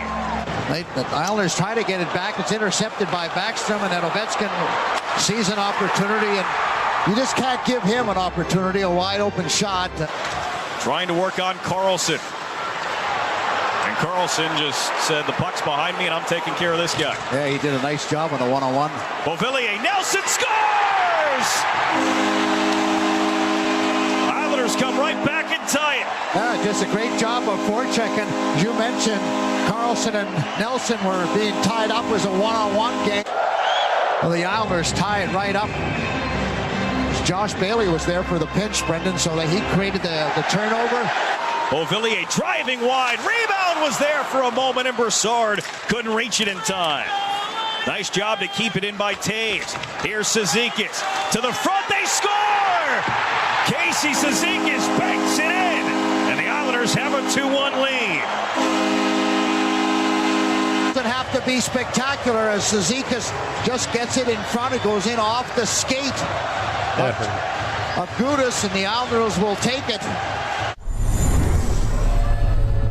Dishes back off for Nelson. Nelson throws the brakes on. Now it's Taves looking for an opening. Barzell, bottom of the circle, he'll wait. Crowd growing impatient as Eberle scores! He tried to feed it across the crease behind his back. It goes off Holtby and in. Goldberg. His foot, but this will give a little different angle, or does it go straight in off of Holtby? Right off the inside of the left skate. Yeah, there it is. Yeah, right off Holtby. Brock Nelson's there. Onto it. Playing soccer with it. Picked it up a couple of times. Letty's shot seen the entire way by Holtby. Not that that's safe against the Washington Capitals, who can explode for goals in a hurry. Ross Johnston off the wall into Broussard. Devon Taves is on the rush. Chips it over for Komarov. Gets it back and Taves scores! Devon Taves and the Islanders are up by 3. It was Komarov, excuse me, and then back over to Taves as he just kept on going. And he does the Kuznetsov bird celebration. This pass sent to the skates of Dowd, and now Jensen's shot blocked partially by Boychuk, spun into the crease, and they score. Carl Hagelin was tied up with Ross Johnston, and I believe it went in off an Islander. They got to just get a little better position, to be a little more aware. And now this is Alexander Ovechkin. Ovechkin. They got at least 2 off the other skate. The skate off their play. Second in the game for Alex Ovechkin. Turnover as Anders Lee doesn't get it in deep, and then Ovechkin in trying to get across, and a lucky bounce off of Ryan Pulock. Which they'll get somewhere below 4:48 on the clock as Orlov tees one up, and that one goes in. Done a lot better job, and then Orlov just lets this go through a maze of people, and it just bounces off of Orlov, or excuse me, off of Varlamov, and boy, anything goes now as we watch Verona just pull Matt Martin all the way to the net. So it's a free-for-all right now, Brendan, as far as that's concerned. Here's Verona, he scores! How can you not stop that? Verona, and the Capitals have come all the way back and taken a 5-4 lead. We've been sloppy in this third period, Brendan. I mean, the puck's right there. Islanders have it. Fan on it. That's Josh Bailey, I believe. And then there's the quick shot. And that one deflected, winds up off the glass, and Oshie beat Barzell to the puck. Pass ahead for Ovechkin. Ovechkin a chance for back-to-back hat tricks. It's a great move. Islanders had a chance. What a play by OV as he just goes right past Ryan Pulock. It also happened back in 2008.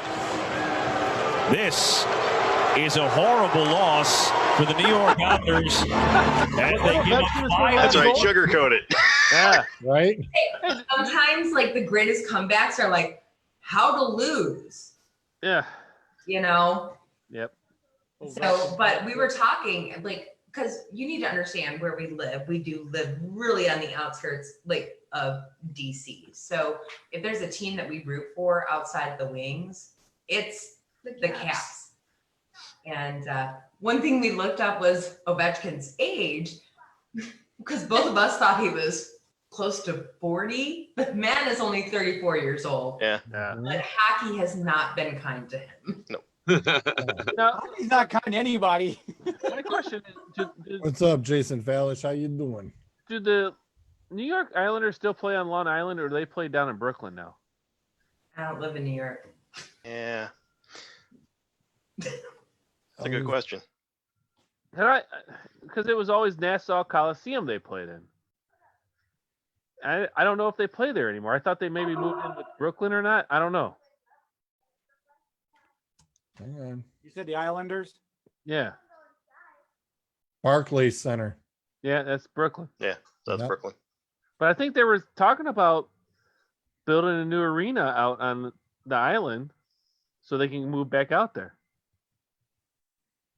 I don't know. But when it comes to hockey, I'm old school. I still think Quebec's just still needs to have a team. I think Hartford. I agree with you. Hartford needs a team because I'm just old school like that,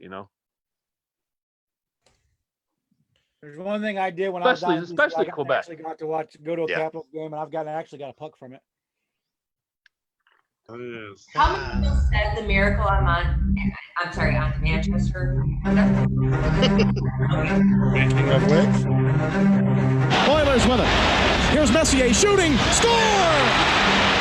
The Oilers score first and lead 1-0. Edmonton superstar Wayne Gretzky took charge single-handedly and scored a shorthanded goal with only 37 seconds remaining in the period.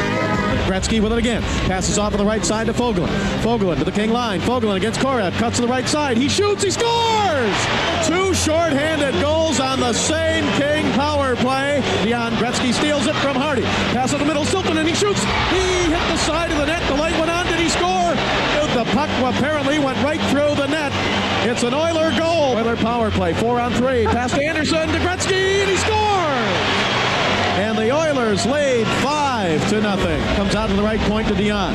Dion to Larry Murphy. To the left point to Jay Wells. Oilers zone. Wells shooting. He scored! The Kings are on the board. Left side, Oilers zone. Hardy with a drive and a save by Fjord. Smith scored! Smith went upstairs with it under the crossbar for a power play goal. Hopkins to Simmer. Simmer behind the net. Tried to pass in front, and he scored! Apparently Charlie Simmer banked it off the leg of Grant Fuhr, the goaltender, into the net. Grant Fuhr. Down the middle in front. He shoots over the net. He shot it over the net. Unger goes for it. He didn't get it, and Unger high sticks Dave Lewis. 5-minute major for high sticking. Zone. Bozak in the slot. Bozak drops it back. Taken by Hardy. He shoots. He scores! With 4:01 to go, it's the Oilers 5, the Kings 4. A breakaway. Pat Hughes again. Hughes down the middle. Alone. He shoots. Save. Rebound. Save again by Lassard. Fox in front to the blue line to Hardy. He shoots. Save. Rebound. Score! Do you believe it? We're going to overtime. The regulation is over, but the Kings have tied it 5-5. Smith on the draw. Shot by Evans. He scores. Oh! Look at him. The Los Angeles Kings, ladies and gentlemen, have fashioned here tonight the greatest comeback that I can remember in Stanley Cup play. The thing that gets me about those is 3 things. 1, still got guys without helmets playing in that. Yeah. 2, there's no advertising at all on the ice or on the boards or anything. No. And 3, I never knew until looking it up that the Los Angeles Kings had colors. It's always black and silver, right? I never knew they had blue, gold, and, colors like that. No, one of my favorite things to do, like on a random Saturday when I have nothing else to do, is to look up like emblems and how they've changed over the years. Right. I do the same thing. Yeah. It's cool to look back at the old logos of teams just to see what they involved in. I agree. What the hell? But those people at that time were tattooing on their body. Ryan, we've actually got an answer to your question. The New York Islanders broke ground on Belmont Park Arena on September 23rd, 2019, set for opening the 2021 to 2022 season. See? I do know Thanks, my Mary, hockey for stuff the every once in a while. info. Helmets were required in the NHL until the 1990s or 80s, I believe. No, they were grandfathered in. Just like baseball, where you had to wear one ear flap, whatever it was, but it wasn't mandatory. Yeah, it was basically grandfathered in. So, I just love the best quote I saw was Darrell Evans, who was a rookie in overtime scoring against Grant Fuhr. It was just close your eyes and hope it hits the net. Which Grant Fuhr is probably one of the best, not best, but one of the top goalies in the game. Mm-hmm. Yes, he was. Absolutely. And just to add little, I totally forgot he played for the Oilers at that time too. Yeah, just to add just a tiny bit of flavor. That was Game 3. Game 1, they were down 4-1 and also won that one. What I love about this particular game, the tying goal came, 5 seconds left to go in regulation. Mm-hmm. It was my brain just farted. Well, that was me. Yeah. Good thing you're outside. Wow. Real good thing you're outdoors. I had my thought and I was like, oh. Poof. Someone should pull the trigger and blow your brains out. Wow. Oh, playoff game, and it was division rival. Oh yeah, yeah. Those are my other two. For some of you don't know, Wow. that's actually a movie scene that Doug had We done. know you're killed off in it. That's the only time you didn't get to say it. The week you weren't here, we heard about it. All right. Yeah. I heard. I was trying to figure out what the hell he was talking about. I rewound it like 4 times. I'm like, what is he saying? And then I had to. I was like, oh, okay. How are you saying he's talking about? That's what happens when you have brain surgery. Every once in a while, you'll be in mid-sentence and black right up. I actually did. Twice. That's actually really funny. It's just Hey, a Nordiques. Ah, there you go. What a flamer. There you go, Zolt. It's really had a dry spell. The puck hits the post. You'll see it in a second. Here's it comes to Ranheim all alone in front. He gets a good quick shot away. He hits the post. It bounces off the post, off the blocker of Tugnut. But a little Ron Tugnut. Ron Holy Tugnut. shit. circle.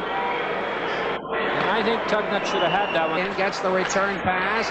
It's along the boards, comes back to the line to Sorella, scores! Possession. Now coming Dino? over the line. Here's Sakic, tried it on the short side, has the puck again, scores! Gets it back over to McCollum. Rebound. Comes out in front. Patterson with the open net. Here's Stashny. Forche back to the line to Brown. Brown spins from a check over to Forche. Tried the shot. They score! Goulet! Centered it back to the slot. Comes back to Roberts. Roberts trying to get it out in front. Here's McCollum. Scores! And as a bouncing puck now. Retrieved by Sorella. Sorella goes to the attack. Now in the center ice area. Here's a pass coming out to Sakic. Scores! Is that Joe Sakic? Yeah. I totally forgot that they moved to Colorado. Yeah, they moved to Colorado. Holy shit!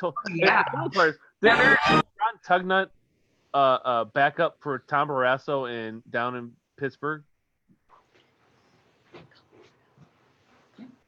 I don't know. I think so. But the other What thing was is, the comeback in that? Because I only was seen that one Dino team Cicerelli? score. Yeah, because No. That was Sorella. I have no idea. Who that was. Okay, That was okay. not Dino Cicerelli. Okay, There was an 8-8. that's one of my favorite hockey names, Dino Cicerelli. Right. The comeback came at the last period. They scored 5 goals in 50 seconds. They tied it 8-8. I was like, watch all the video footage. All I see is one team scored. I see nobody else. I was like, where'd the Calgary scored 5 goals in 50 seconds That's Wow. insane. to tie it That is up, and then they went to insane. overtime. Yeah, and that was the only video that they even had on that. It was like, oh, that's just great. And there were sponsors around the ice rink. Wow. Oh, it was in Calgary. What do you want? Yeah, I think he played for Ron Tugnut played for the Pittsburgh Penguins, 1999 to 2000. He actually played for the Columbus Blue Jackets too. NBA, NHL, and where is it? Andrews. Oh, he's here? Wow. That's wrong. Keep been quiet. Wait, Andrew, please. For what? He's muted. himself. Unmute yourself. Go again. Go ahead. What are we doing? Whatever the hell he's doing. Can't hear you, Andrew. Yeah, we ain't got nothing from you. Put that microphone back in front of you. So my husband just got home. How about now? There you go. There we go. Yeah. Andrew, please. Stupid effing new headset. Apparently, there's a mute button back here that you can press, and I was wondering why the damn head thing was lighting up too. I'm like, what the hell? George, I don't know why you're calling on me for NHL because I had the Edmonton LA game as well. Okay. No, Akers was making fun of you, so please go ahead. Do the thing. Yeah. Oh, I apologize. That was my few acres. Yeah, thank you. There you go. My backup. All right, hold on. Let me go on the board real quick. I gotta start marking X's now. I almost got tic-tac-toe. do we get an autograph if we win?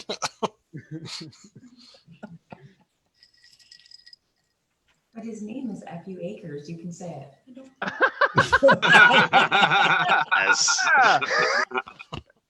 Gabe, the whole logic to this is when Ryan and I we go back a lot of things, and Ryan loves to yell it all the time. So this is like a good saying we always had to come up with, and without it being said, if Ryan doesn't say it, then we physically know that Ryan is completely ill. Gabe, well, I'll put it this way: we'll be bowling in a bowling center, and all of a sudden I'll say "F you, Akers" across the bowling center. I mean, across 20 lanes. I'll yell "F you, Akers." So Yeah. it's just like a little tradition we do here. When you did that the one day when I was talking to Matt, and you yelled it. Someone goes, "Who the hell just yelled that?" That means, I ain't shy. That actually is a good point, George. One of these shows, we should take like 10 minutes and just explain how we know each other. Right.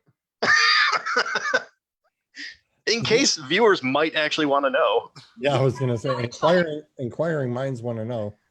We come from a lovely lady.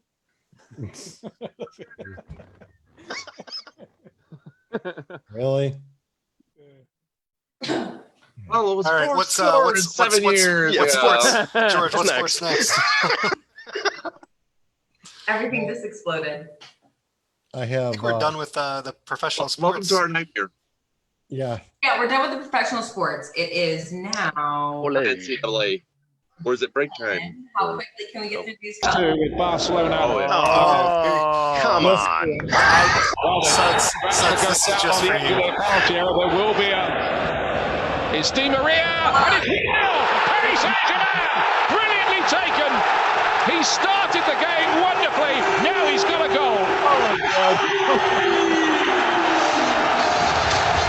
That's a hell of a kick. Brilliant free kick. And that's Messi got caught and not got back and helped out at all. Verratti goes on. And it's 2-0. Draxler. Paris Saint-Germain here. That's why I like soccer. I think the Champions League favourites to the sword. Paris Saint-Germain again. Di Maria looking to bet one. Oh, how about that? Oh, that's when they're back. 3-0. That's a 6. And Barcelona here in a big Good hole. boy, Andrew.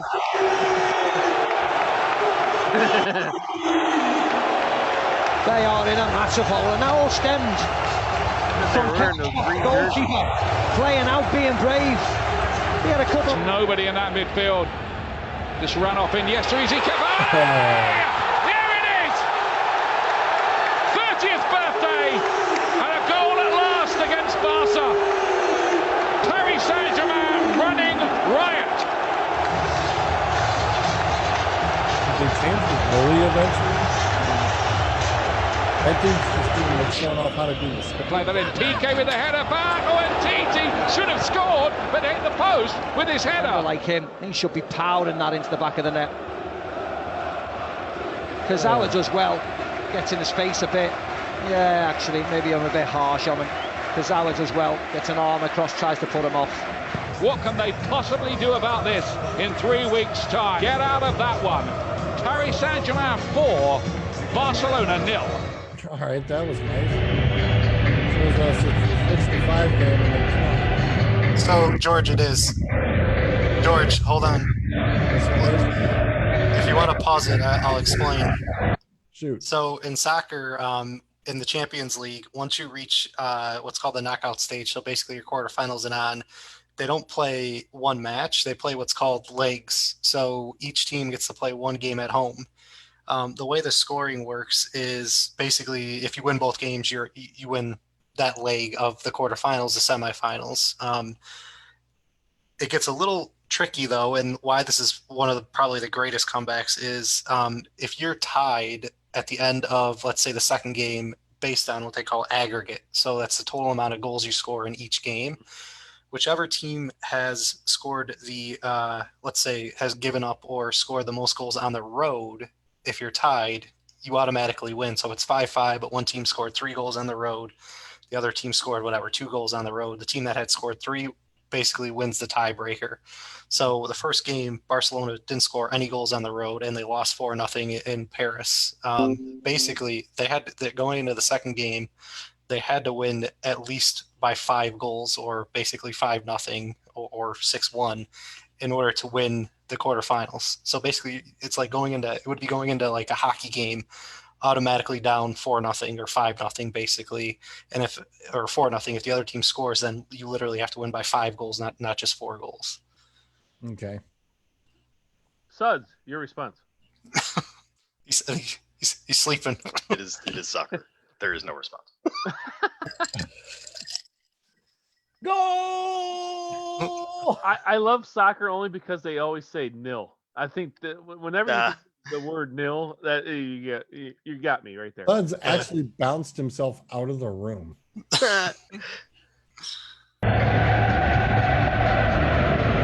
Was this the second half then, I'm assuming? Yeah, this is the second game. First half against the mighty Barcelona. We will see you next at half-time. Let's send it out to our match commentators, Simon Brothers. They went back to their original colors. That's right. Fantastic. A little dink in, and Kevin Trapp thought about coming for it. Thought better of it. Has it gone over the line?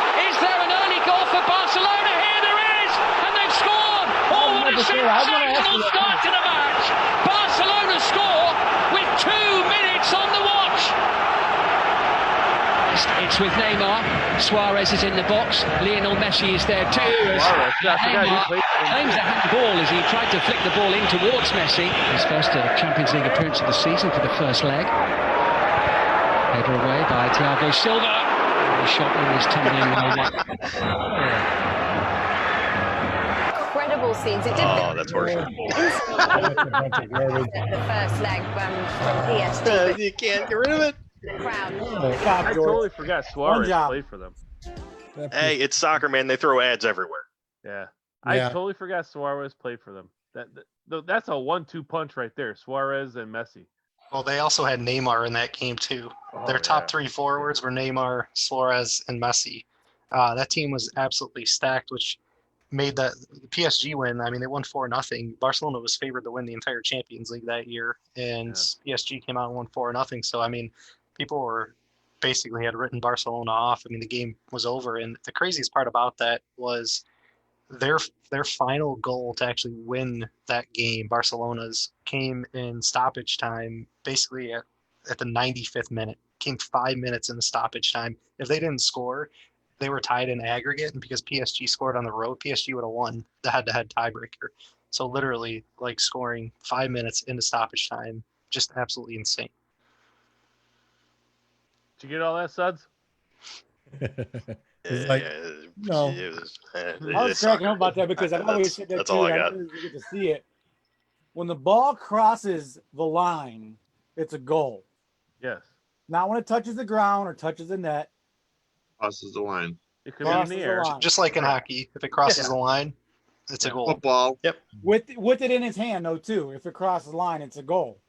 Oh yeah, yep. If the goalie has it, and yeah. I've told the newest people, they say, no, it's stop. I was like, no. But I was like, that video footage right there, just what I was going to say, I was like, there's prime example. I actually got to see one for once. The ball crossed the goal line, the guy kicked it out, and then marked it as a goal. So I was like, if you look at that, when they didn't know if it was a goal or not, if you look, that was when they started putting refs on the goal lines. Yeah. To make sure, before all the technology came through, but to make sure that that goal was called a goal, and so that was like the first time I know in hockey they done it one time where they censored the pucks, but they took it out because the nets and all that, where the ring is at for the goalie when the nets used to come off, and they used to stop it. It used to just kept setting the sensor off, or I forget what it was, but it was I hated when they lit up the puck and hockey on TV because it was just so stupid. It was bad. Like you're like, hey, how the hell is that puck going through the board? It's like, what the hell? I mean, it was. I should put it this way: it was a good idea. It just didn't play out well. It didn't play out well. Yeah. For the non-hockey fans. Right. Andrew, stupid question. Is it a goal when the entire ball crosses the line, like hockey, or is it like football where any part of it crosses the line, it's in? It's like hockey. The entire ball has to cross the line. If half of it's over, it doesn't count. Gotcha. So that's actually giving the defender a little momentum of stoppage. Yes. See, I'm learning. A little bit. That's actually a really good question for someone who doesn't understand the goal. Yeah. Because, like I said, in American football, it's when the nose of the football touches the white line, it's over. So in soccer, what they're doing is they're giving the goalie an advantage or somewhat of a defense of the power, but as long as he stops it, not allowing it to go all the way in, because the momentum of his hands freezes a bit and then stops, and then it's a non-goal. You got to see a little sliver of green grass behind the ball, or in between the ball and the goal line on the other side for it to be counted. Same thing, same as in hockey. Yep. Entire puck has to cross the line. Now, Andrew, do they have the sensors on the goal line to see if the ball went over and all that? Do they have it through all of soccer now, or is it just select games or World Cup? So it honestly, it really depends on the league. It's based on like each individual league. So like La Liga may have one set of rules, which is Spain's top division. The BPL, which is the British Premier League, they may have a different set of rules. The Bundesliga, which is Germany's top league, and then international is a whole different shit show because you got FIFA, which manages basically international play. Well, it is. That's a great description right there. I'll drink to that. So, unfortunately, I don't have a straight answer for you because it's all dependent on league, and then even at the international level, it's different because like there's CONCACAF, which is the North American League, but then there's also CONCACAF, which is South America, which may be different than Euro, which is obviously Europe, and so on and so forth. But then you have like FIFA, which technically oversees, like I would say, like World Cup play and things like that, which could have a whole different freaking set of rules. So that's why it's a shit show. And that's not even just video replay. That could potentially be different rules, like how long a goalie can hold on to the ball for, like depending on like kicks and things like that. It's stupid. I mean, FIFA really should be the governing body, and most of the top leagues follow FIFA, but some of the, I don't want to say bottom leagues, but some of the lesser leagues may follow different rules. So it's how long can the goalie hold the ball? It's a referee discretion. He's actually right. He's not wrong. I mean, I was waiting because I knew he'd know the answer. It's like, aha. There's probably actually a rule, but honestly, it's really there isn't. One more quick question. There's no time clock. There's no shot clock or time clock. It's all about the referee. You could be called delay. You could be actually called for delay and getting the penalty if you hold the ball for too long. It's all up upon the referee. I do know the soccer rules. Now, one more question for Andrew on soccer. Do you see MLS gaining more momentum in the next 5 years? Gaining more momentum than they already have. Yes, wow, but with that being said, Colleen almost spit up her coffee. So, I mean, gaining more momentum than they already have, I would say yes. I mean, soccer is the fastest growing youth sport in the world and in the U.S., but gaining the level of reputation that it has in the rest of the world, absolutely not. And the reason why is, I think, I don't know if Akers or Suds, somebody said this last week, soccer is the fifth sport in the U.S., and it is the number one sport in every other country. So even though it has been for years and years the number one growing sport, it's just so far behind in the top athletes really in the U.S. just don't play it. I mean, they're going to play football. They're going to play basketball. That's where the money is in the U.S., and that's where really the fame and the prestige is. We get maybe some of like the washed up old like players from Europe that can't play over there, like Beckham and guys like that. Yeah, exactly. But, I mean, they're at the end of their careers, and they're just coming over for a payday because nobody in Europe will pay them. So, mom, is that what that says? Mary says it says I'm a soccer mom. I'm a soccer. Mary says with football you have to measure with the millimeter. Yeah. Talking American football, and then even Japan has its own rules for soccer. Yeah, like the goalies get to use samurai swords or what? That would be so friggin' awesome. Increase viewership. All right, enough about soccer. College football. Yeah, it's like 5 minutes too much. Let's go. Yeah, you won't be, and nobody's going to be going and charging at that goalie. No thanks. NCAA. We need to turn around and take a quick break, and I believe at this point we're probably also losing Mr. Burridge because it is definitely, we've kept him up past his bedtime. That's all right. I don't mind. I don't mind hanging out with you guys and Colleen. Nice to meet you. And I don't mind hanging out with you guys talking sports anytime. So I appreciate it. See you guys next week, and have fun rest of the show. All right. Have a good one, Ryan. See you later. Take care, Ryan. Later, brother. We will take a very few acres. I'll take a quick break and be right back.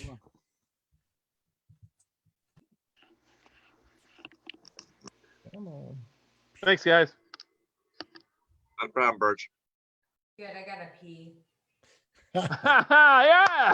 Yeah. Drop. Hey, that's a good note to go on. I gotta pee. Save that for a drop. Somebody share it. Wait a minute, I have that capability.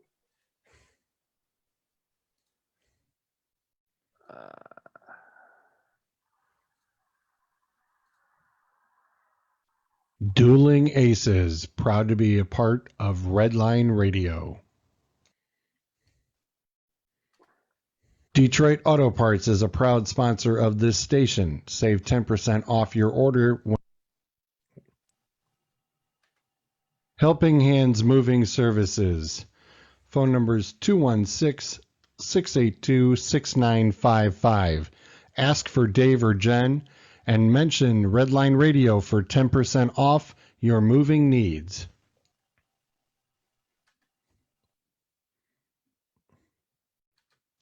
Cater Printing for your custom screen print, embroidery, and promotional item needs.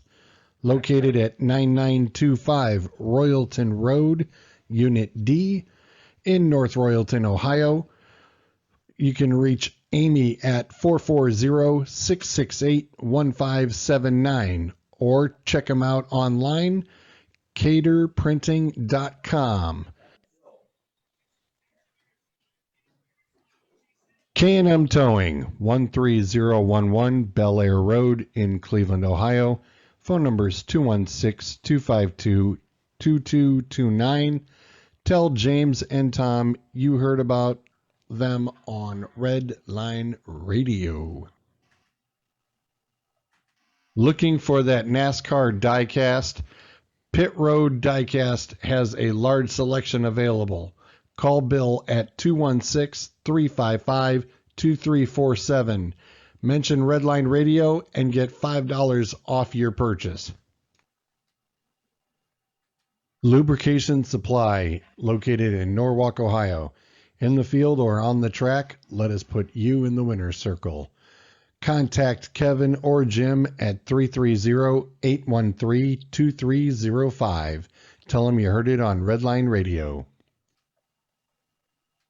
Wiggins Construction and Home Improvement. Bathrooms, kitchens, windows, doors, siding, roofing, and much more. Contact William Wiggins Jr.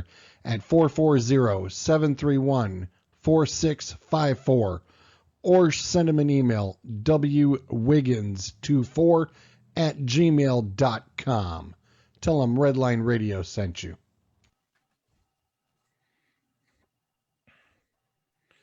And we're back. Perfect timing, as always. Nothing but timing. Come on. And for those who are still intrigued on the t-shirt contest, I have that to go to too. Yeah, you've only been doing it for how long? Yeah, I know. Nobody's guessed this boxer yet. Let me We are up to this bad boy. Come on. Oh, it did it to me again. There we go. It didn't flip it, did it? Yeah, it did. I see it. Right there it goes. I was like, okay. Oh, no. All right. It did go. All right. I just want to make sure I didn't flip other screens.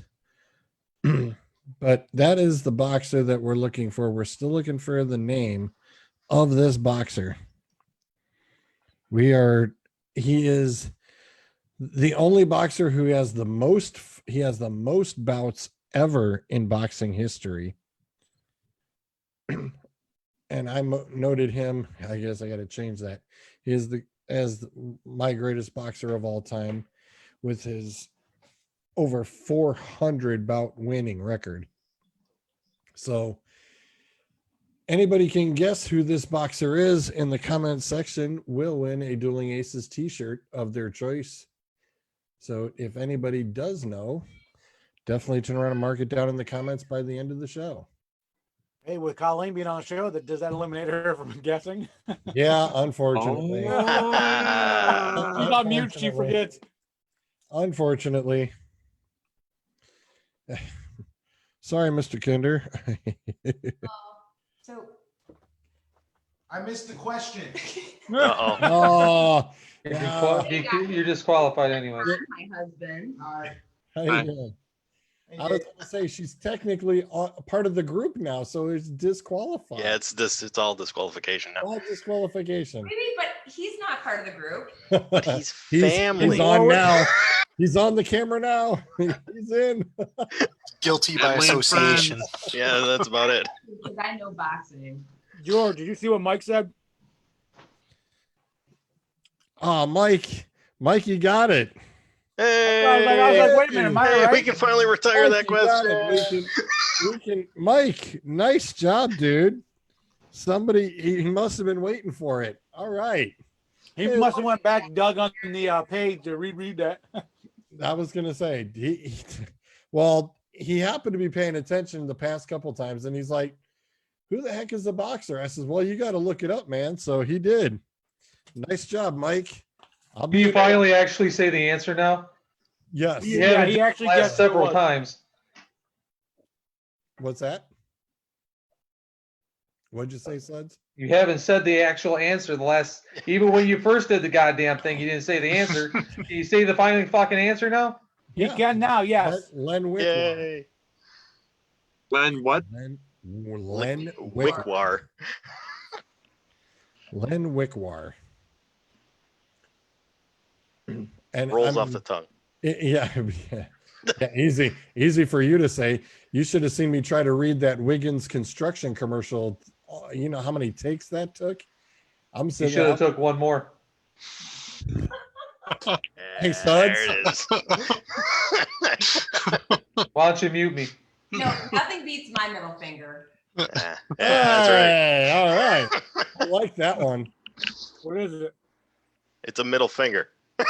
Oh, there's a tattoo on it. The bad signal. Oh, the bad symbol. That's the best middle finger I've ever seen. Won't be the last.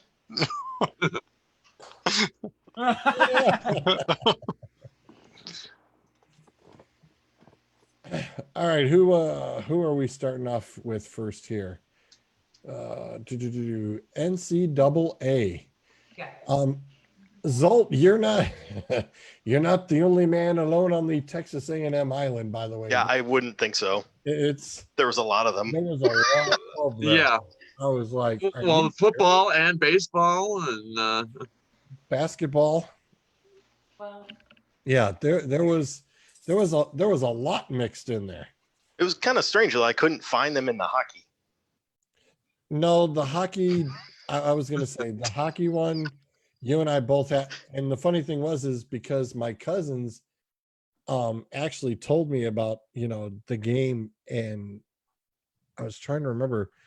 I was watching it. They were watching it from Atlanta at the time. And I was just like, man, I said, this game is just a total blowout. And then all of a sudden, here it comes.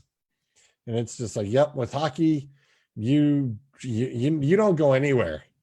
I mean, I'm sorry. I learned living up there for even the Wings games. It was all right. So it might be 5-0. Yeah. Well, just wait, because if it's not, well, it's over.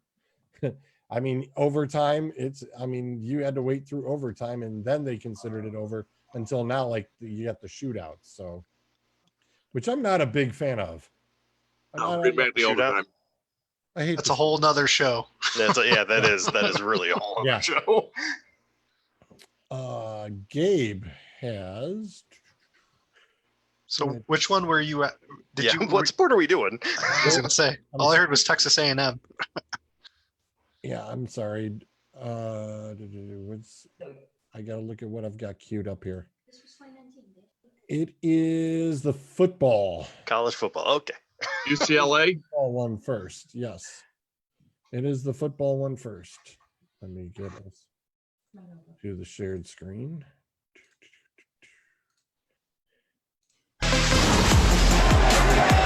Complete domination on both sides of the ball for Texas A&M. This team has played with a physicality, with an urgency, and it's paying off for Coach Sumlin. 38-10, the score at halftime.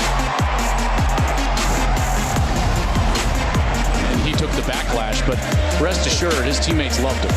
Josh over the middle, caught, and this is Wilson again. They run it with Jamabo, touchdown Bruins.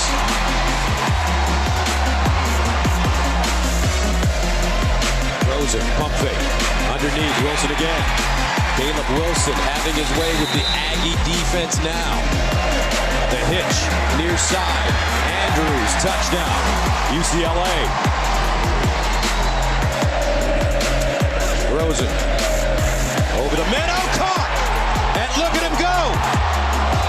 Andrews tripped up at the last moment. He could have broke that one.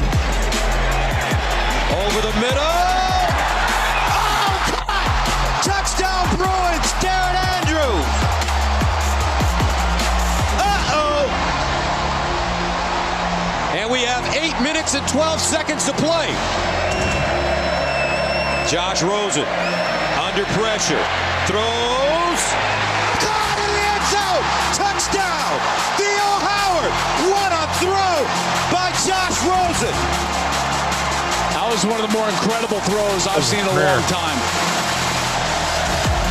Rosen looking, drops it off, caught, Jamabo, first down UCLA, and he gets out of bounds. It was Jamabo, and he just dumps it off for a first down. Rosen fakes the spike in the end zone, touchdown! Whoa! Jordan Lasley! The legend of Josh Rosen! In full bloom! Dan Marino would be proud! Good thing only one football. And that's it. UCLA comes all the way back behind the brilliance of Josh Rosen. That's sick. Yeah. I mean, And hasn't done nothing since then. yeah, I was gonna say, and poor Josh hasn't done squat since. Exactly. That's what Gabe was saying. Yeah, I mean that one touchdown, he was just throwing it up as a prayer, and How did he not intercept that? Yeah, it went right through him. And they're like, Dan Marino would be proud, and now he is a Dolphin.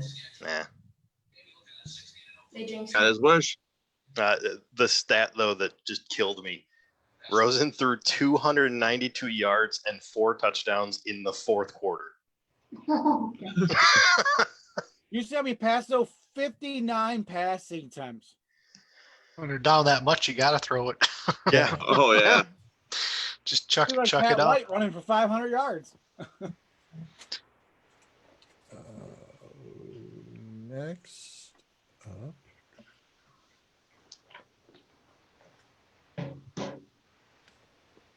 No, that's not. That is not what I wanted. All right. Why?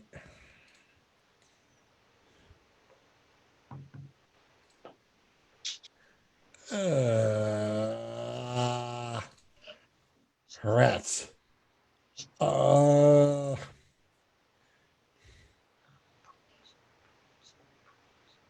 Colleen.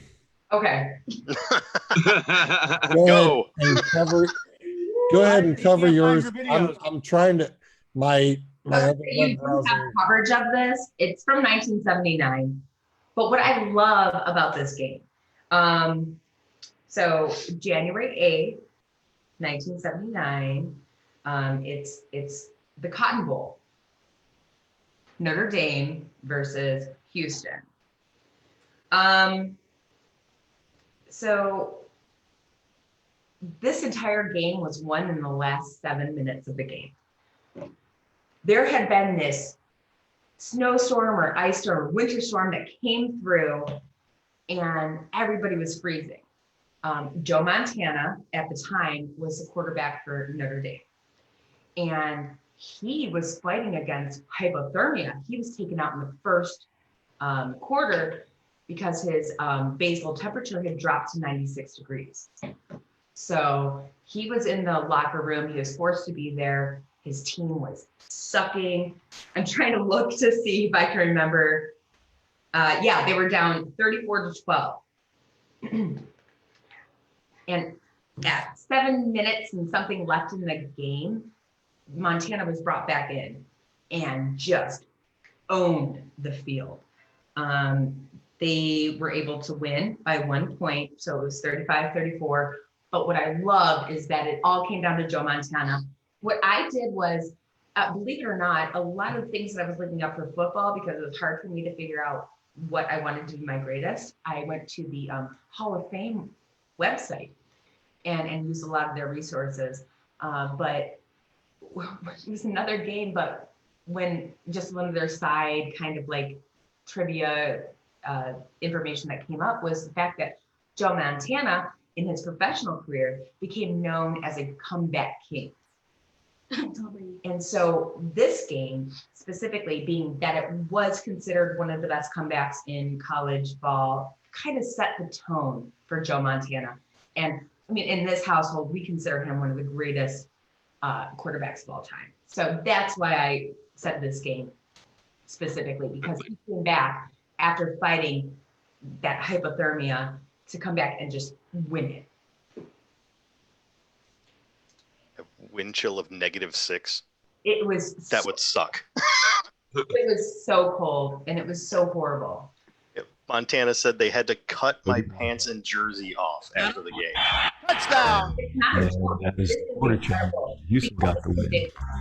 I don't know if it was interceptions or fumbles, but I know there was a couple of my turnovers in there that ended up making it a little more difficult. Houston is leading at the half by a score of 20-12 over Notre Dame. Joe Montana, he says he has never been this cold during a football game in his life. I'm not a person who runs to the heater, but this game, honestly, I was so cold.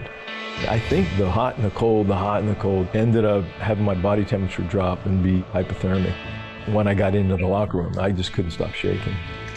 My dad said that his temperature was at 96 and they just couldn't get it up to be normal body temperature. They tried wrapping him in coats in the training room. Everything they could think of wasn't working. It was then Dr. Bodner remembered his Christmas stocking. His daughter's gift of chicken noodle. The morning of the game, when it was really cold, he stuck it in his bag along with this red hot pot he and my mom used to always travel with. And he thought, this is perfect. All I remember was sipping on the soup, and they were trying to warm my body temperature from inside out. Joe Montana did not come out for the second half. The team physician has just told me he has the chills. His body temperature is below normal. They're giving him warm fluids. Near the end of the third quarter, with Notre Dame down 22, Montana returned to the field. With 8 minutes left in the fourth, the comeback was underway. Joe Montana comes in now at quarterback. He brought this morale that really turned the game around. Montana's rolling, and then he's got it. Touchdown. Now throws, and it's good for 2 points. It's all come down to this. The Houston Cougars 34, the Fighting Irish of Notre Dame 28. Montana, and it's a touchdown. A touchdown. It was a little quick out to Chris Haynes, and it tied the game. And the thing about it is we had a new kicker kicking for the first time. Notre Dame has won it.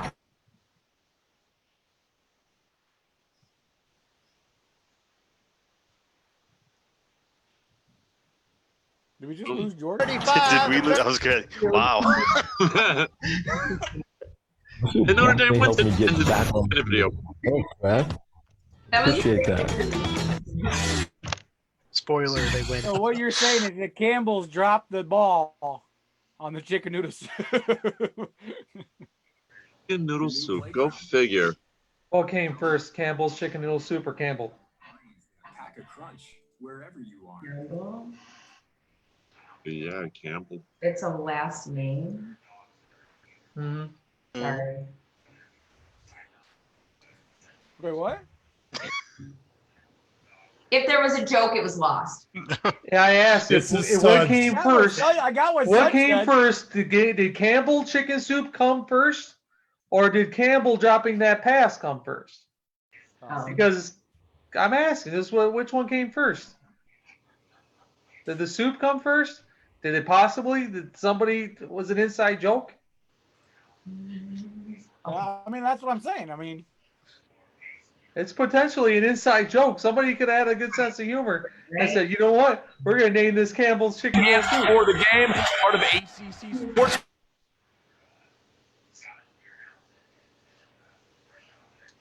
Week, tipping the Justin Thomas pass, coming down with it as well. That sets up a Roberto Aguayo field goal, 3-0 Knowles. Now tied at 3. Justin Thomas throws into coverage. Picked off by LaMarcus Brutus. And Brute down the sideline, 58 yards. Information. I don't think it was a Campbell chicken soup. Is he in? The 2 first down Knowles. Who do you hand the ball to? Dalvin Cook. He's in. He would go over 1,000 yards for the season in the first half.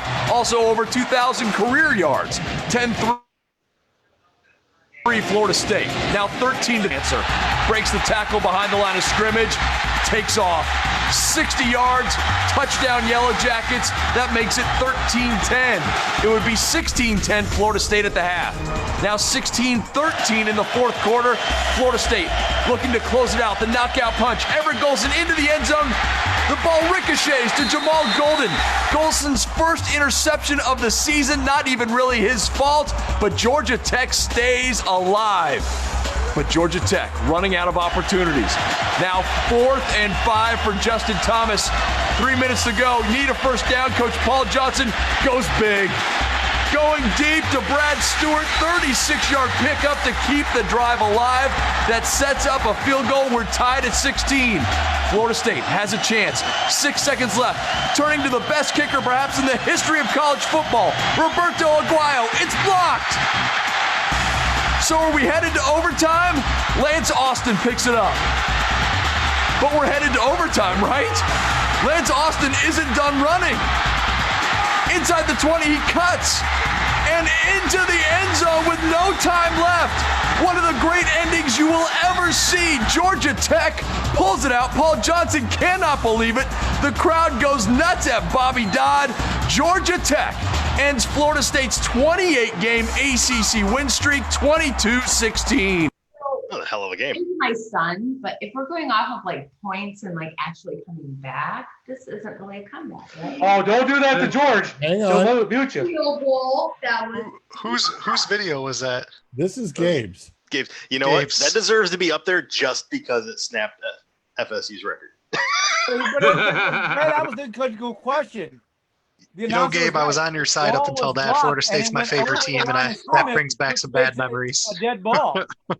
and Yes, Colleen. Florida State's 6-0 record. So. Did you guys not get that?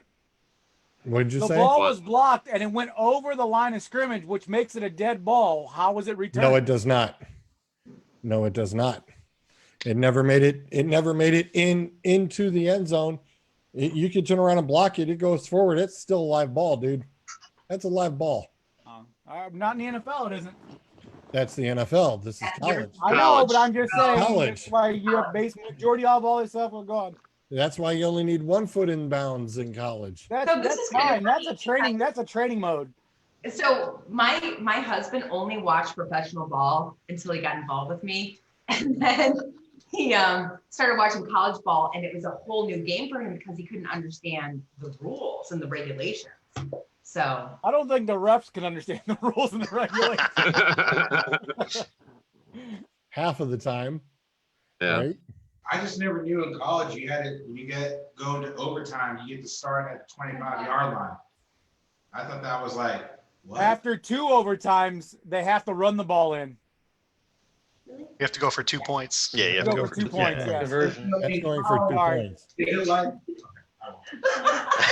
What was that? Whoever scores first in the overtime with the touchdown wins the game, correct? No. In the NFL, they do that. No. College football, everybody gets a chance to play I and think that touch the should be ball. right. I think they should switch it to overtime because that with Tennessee doing it 5 times. Tennessee's doing it like multiple times, going into 6 overtimes against the Razorbacks, if I'm not mistaken. Where like it gets well over madness about these players and safeties. I mean, how many overtimes can you really go before someone really gets injured? I think that's why they implemented that's one of the reasons why they did the forced 2-point conversion after 2 overtimes was exactly that. Like games just kept going on and on and on and just kick an extra point every time. So 2-point was one of the reasons why I try to speed the game up. So that's why I'm waiting for football in the playoffs now to do it, to where they killed there's no tie when you're in the playoffs. So it goes to sudden death. You know, whoever scores. You know, and it's where, I mean, I know in the NFL right now we have the one rule where if the opposing team scores a touchdown, game's over. But if someone kicks a field goal, the opposing team gets a chance to score the game, either tie or win. But when it comes to the playoffs, you get a 15 minutes and then you get a small break and then you get 15 minutes again until someone scores that touchdown. The game has to keep being played because a winner has to move on. Yeah. And I'm waiting for that day to happen because so many people are going to be confused because they won't know what to do. Full overtime win. Eli Manning was part of one of those where they when he played for Mississippi, they went to, I think it was like 6-8. That was Tennessee and the Razorbacks. George, you're not going to basketball, are you? I think it was Eli. What happened to Thug U? George, you missed the greatest NCAA football comeback of all time. I was going to say, I thought that was too early. Sorry, no, I'm flipping. I'm trying to flip through my screen. I'm not trying to share screen. I'm flipping, going back and forth. I don't know. I'm surprised if I'm the only one that had this, but Suds, this one's just for you. Oh. You talking about the 84? No. Michigan State. Yeah. I remember watching this game on a Saturday in Michigan. It was typical fall overcast. You talking the Michigan State Notre Dame game? No. No. It's a Michigan State game, but it's not Notre Dame. I like the fake field goal, flip it over your head, throw the ball down into the end zone for the win. 38-3. Yeah, this is it. Yeah, sorry, I'm flipping between the wrong browsers. Sorry, Andrew. Oh, no problem. I had it queued up. Just want to make sure Sparty's represented. Oh yeah. Decisive throw over the middle, and he's got is wide receiver Jeremy Scott, the slot back. Yeah, that's as loud as the volume gets, folks. All right. Stanton keeps it alive. Got a man open. J.U. Colquitt. Touchdown. It wasn't even in the frame. I think that's a good call by the officials. Agreed. Stanton. Reed, leaping grab inside the 5 of the 4-yard line. Does he have enough time to get him back into the game? A.J. Jimerson, touchdown, Michigan State. 4-yard touchdown run. It is 3rd down. Hit as he throws the end zone, and it is intercepted. Intercepted by Caleb Thornhill. Good point. Terry Love back deep. High snap. And they get the block. I've seen that before. Yeah, I was about to say, I've seen the block field goal thing before. I've seen this movie before. Special teams got the Spartans back into this game with a touchdown off a block punt. Stanton has running room. 1st down and more, diving for the 46-yard. First down.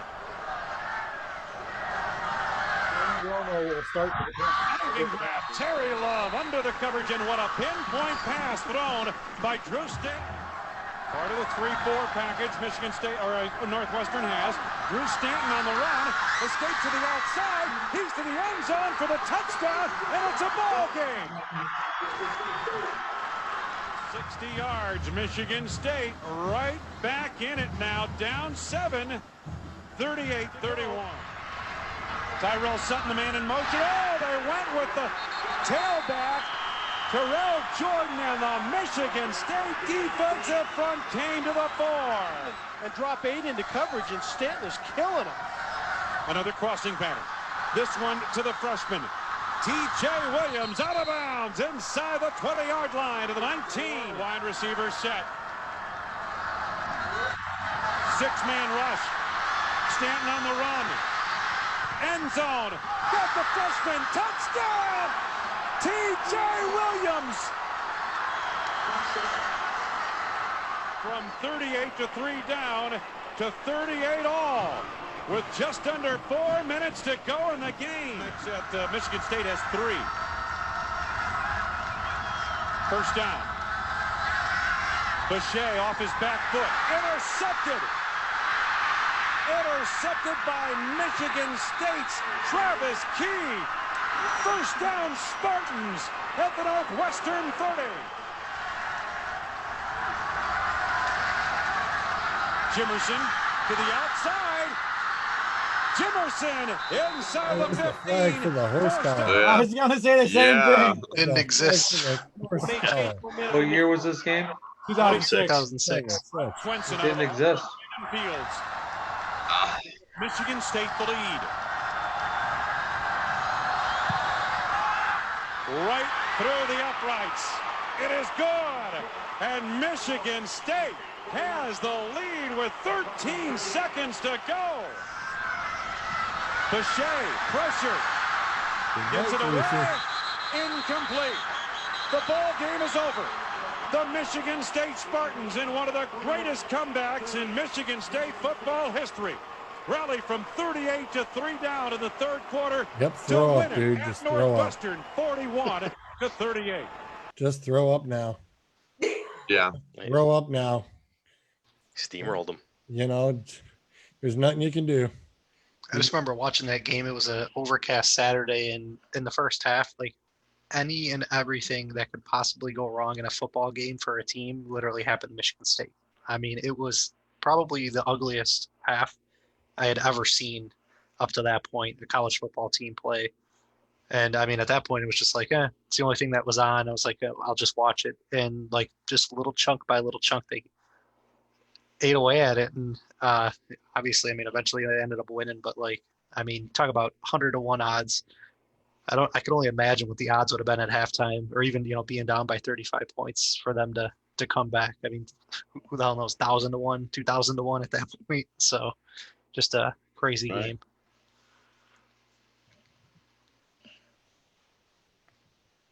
Performance single-handedly made the Lions draft Drew Stan. Well, at that point, Serious. like, So there's only Stan- one player that came out of that game to play in the NFL. Stan was at that point was like a god in the state of Michigan. He had played for Farmington Hills Harrison, won 4 state championships, set like every freaking record at quarterback you could possibly think of in the state of Michigan. And I mean, coming out of that game with that comeback, he couldn't do anything wrong. I mean, to Dave's point, unfortunately, the Lions looked at that and said, "Oh, what a great pick." So poor guy. Yeah, yeah. All right. We're in. This great moment is brought to you by the Virginia Lottery. All right.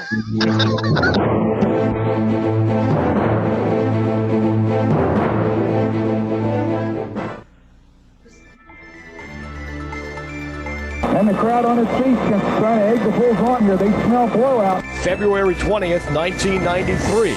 VCU found itself down 26 points with less than 10 minutes remaining at South Florida. Kenny Harris scored 30 points in the last 15 minutes to lead the Rams to a win and establish one of the greatest comebacks in VCU history. The whole game, as we're losing, as we're being pretty much handled by South Florida, I was just having these conversations in my mind. It's like this conversation was going on in my own head. Like, come on. You constantly try to encourage a guy to say, come on, man, let's get it together. We can play better than this and da. And after, 30 minutes of the game, it just registered. I just said, forget it. I said, we're just gonna go, in my mind, just go ballistic. Harris a 3, and that's good. First point of the game by Harris, 67-44. Here's Tyson. I'm just gonna go for it. Any chance I get, any shot I get, I'm not gonna turn down anything. I'm just gonna start launching. Harris the other way, and that's another 3. And Harris has now hit 2 in a row. I can remember one of those threes. It was in the corner, and I distinctly remember I didn't even really feel the ball. It was just like the ball, once it touched my hand, I just jumped and just jacked it. And it was all nets, and it just gave me like a big boost of confidence. And after that shot, I just continued doing everything like that, just coming down, wasn't even thinking about it. I was just saying, kind of totally unconscious. I just said, once I get close enough in range, I'm just gonna jack it. Harris again, here's another 3, yes sir. I just remembered it just clicked in my head. I just said, man, forget it. I'm just gonna go for it. And we just started going for it. And before you know it, the teammates and the whole coaching staff, everybody was feeding off it. Harris on the run, trying to do it all himself, and he lays it in. He's got 8 quick points, 67. Getting set for the free throw. Looking for his 30th point. That's good, and that ought to do it. At the end of the game, you can just see how much of an impact and a magnitude that it had on my teammates, what we had accomplished. It was a big confidence booster. And I can distinctly remember the coaches, they were just so touched. Sonny, he was hugging everybody, and it did a big, it really was a big boost to him as well. And to see that we had that courage, to see that we had that amount of fight in us, I believe really touched him.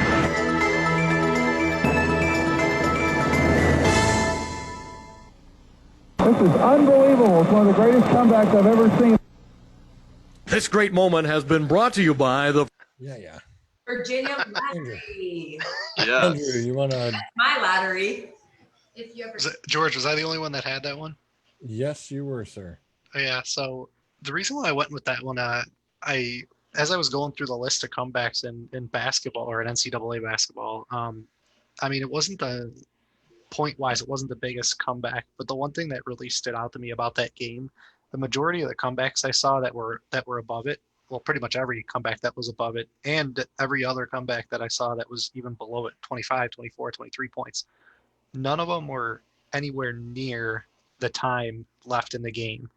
The majority were like there was a half left, there was 3/4 of the game left. Team just started off really bad, but they kind of got back into it. The big thing to remember in college basketball is that you only play 20-minute halves, and there's only 2. So you're talking over 75% of the game at that point when they started their comeback was done, and they came back from 26 point deficit with only 9 minutes remaining. I mean, equate that to like the NBA. That's basically coming back in one quarter, less than a quarter.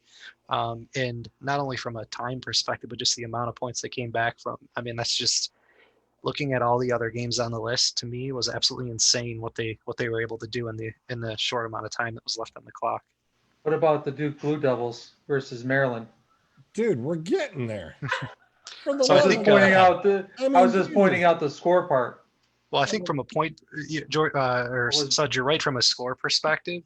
There were other games on the list that had more points. I think the thing that stood out to me was a lot of those games, there was a lot more time left on the clock. So yeah, they came back, I think, from a little bit, higher. It wasn't that many more points they came back from. But when you think about the extra time that Duke had to come back, or even some of the other games I saw, and I know Georgia there may be some other ones that are on there.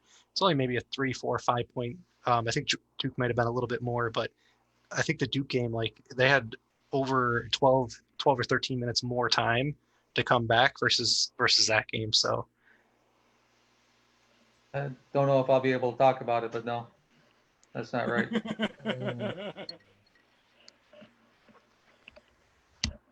Gabe, I want you to cover yours because this specific video, because on a couple of yours, the years weren't matching up right. So it's not bringing up yours when I was looking for it. So just to let you know. So if you want to cover yours for the NCAA basketball, Drexel versus Denver. Can't find Colleen's. Now you can't find Gabe's. Man, George. Hey, if I had a fucking assistant producer who knew what the hell he was doing instead of going fishing, I'd be all right. Wow. I tried to help him. Hold on. He said. No, because on a couple of them, the year, it's a few people have gotten the year was wrong. So when I was specifically looking it up, it did not pop up correctly when I was searching for it. So while you are searching for that, though, I will move on to the next one that a few folks had.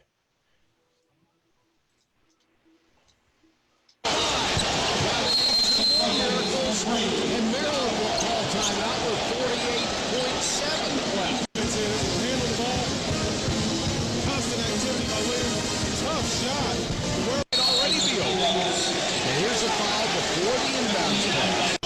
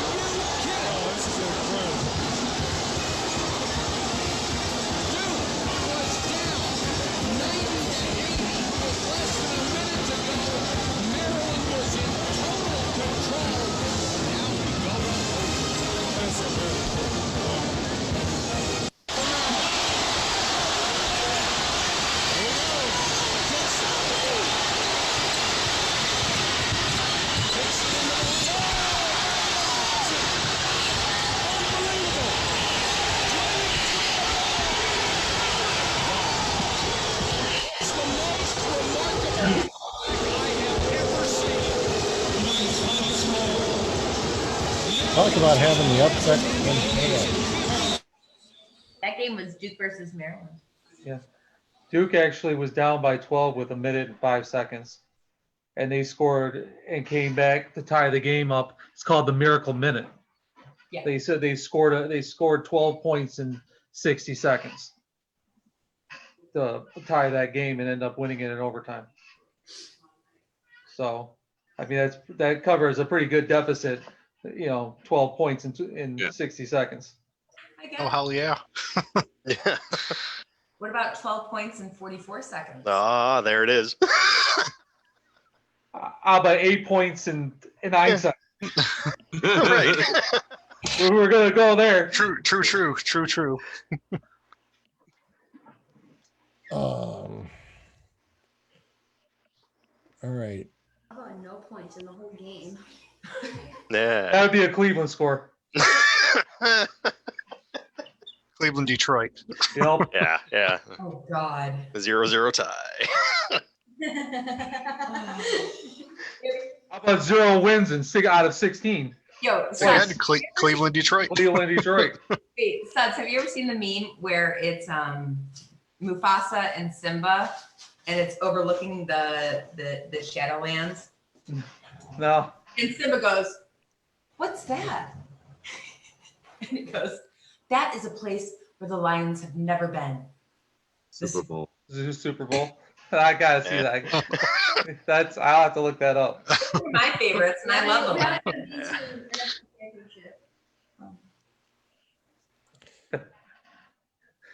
Where they're banned from, or that's the end zone. I would be a Lions fan, and then just watch. Maybe 50 years in the future, they are going to dominate. Oh, sure. Well, with the fact that there's going to be no fans, there's going to be no fanfare, there's going to be a short season, the chances are the Lions are going to win the Super Bowl. George, what's the next one? He's So that's like a typical season for the Lions. No fans, no fanfare. Yeah, Short season's over by November. Yeah.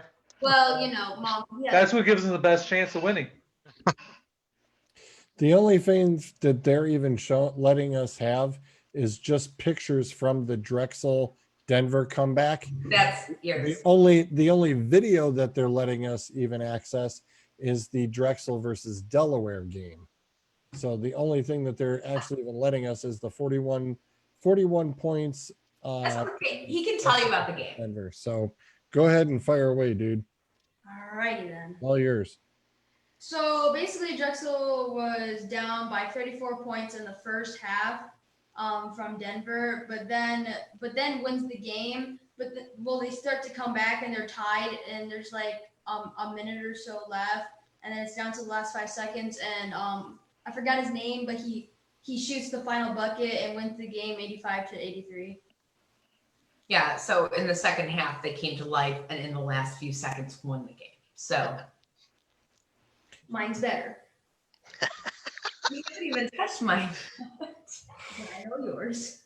Hey, Gabe, that is the point total. That is the greatest comeback in college basketball history. So good call. I'll give him a pat for you. Yeah. 34 point deficit overcame. Honestly, guys, this guy knows what he's talking about. Need to hire him to do all my research for me. Yeah. Right? Nobody's winning. No. I mean, he's doing so good, he intimidated Akers out of the whole thing. Yeah, I was wondering why we went down to 6. We started off my screen. I had little pictures of everyone all over the place. Now I got big pictures of only 5 of you. You never want our family on camera ever again. I thought you were Antoine's arm. That's why I pulled so hard. I do like that. What's that Red Wings thing in the background? Is that just like a figurine? It's actually really cool. Their dad, my ex-husband, actually got it for me. It can be hung on the wall. I just have never done it. And this guy, what is it? Michigan in metal. And I will nice. Michigan in metal. And he'll do any kind of design. The best one I did was when his dad, we were still together, made captain in the Air Force. and he made the captain logo the opposite of it with Michigan copper, and then put this beautiful blue background behind it. It cost me a pretty penny, but it was totally worth it. And I did that because he had purchased this for me. But this is totally awesome. I don't know if you can see. No, you can't even see the really glitter. It's not glitter. It's just the metal, but it's beautiful. On the back, there's like glitter. Michigan and metal. That's pretty cool. Doug, you're going to have to cover yours too, because apparently St. Francis isn't popular enough to get video, brother. Well, when I was doing the list, this one kind of jumped out at me, kind of like the other one that This is my second choice. what was it? The VCU, little time left. George Mason was down 48-77 with 11:59 to go in the second, and they ended up winning 96-95 on December 20th, 1996, with a 29-point deficit. And then, Yeah, I almost chose that because it's a local school here. Oh, nice. yeah, I tried to look for something on, the stats or how they overcame, and I couldn't find anything. It was just like, oh, yeah, all right. Yeah. This is my pick. Yep, same here. This is About halfway through the season. Safe to say that's over. This will be 14 out of 15. And a great defensive job. Another offensive rebound there. But and it's a tough place to take the ball out of bounds. You have no timeouts left. Trocher Morales on the ball. Aggies get it back. Looking for a miracle. House lays it in. And can run the baseline, so that's an advantage. No timeouts either side. Jesperson throws it in. Jones dunks it down. And can the Aggies pull off a miracle in Oklahoma City? Aggies have cut it to 6 with 22 seconds. There's still time to just attack the basket, score 2. House tries to 3 and drills it. Daniel House has pulled the Aggies within 3. Jesperson will inbound. Great the play. home run to Carlson for the dunk. Back to a 2-possession game. Inbound it right now and run some time. Caruso, still a 2-possession game. Caruso, thing to roll, counted, a foul with 11.8. You got it. You can't even be near this guy right here. And I don't know what Jesperson was saying. It looked like he was trying to get out of the way. Strong coming to it. Washburn trapped in the corner. No timeouts for the Panthers. So Washburn throws it into the hands of the Aggies. Gilder lays it in. Tie game 71 with 1.9 seconds left.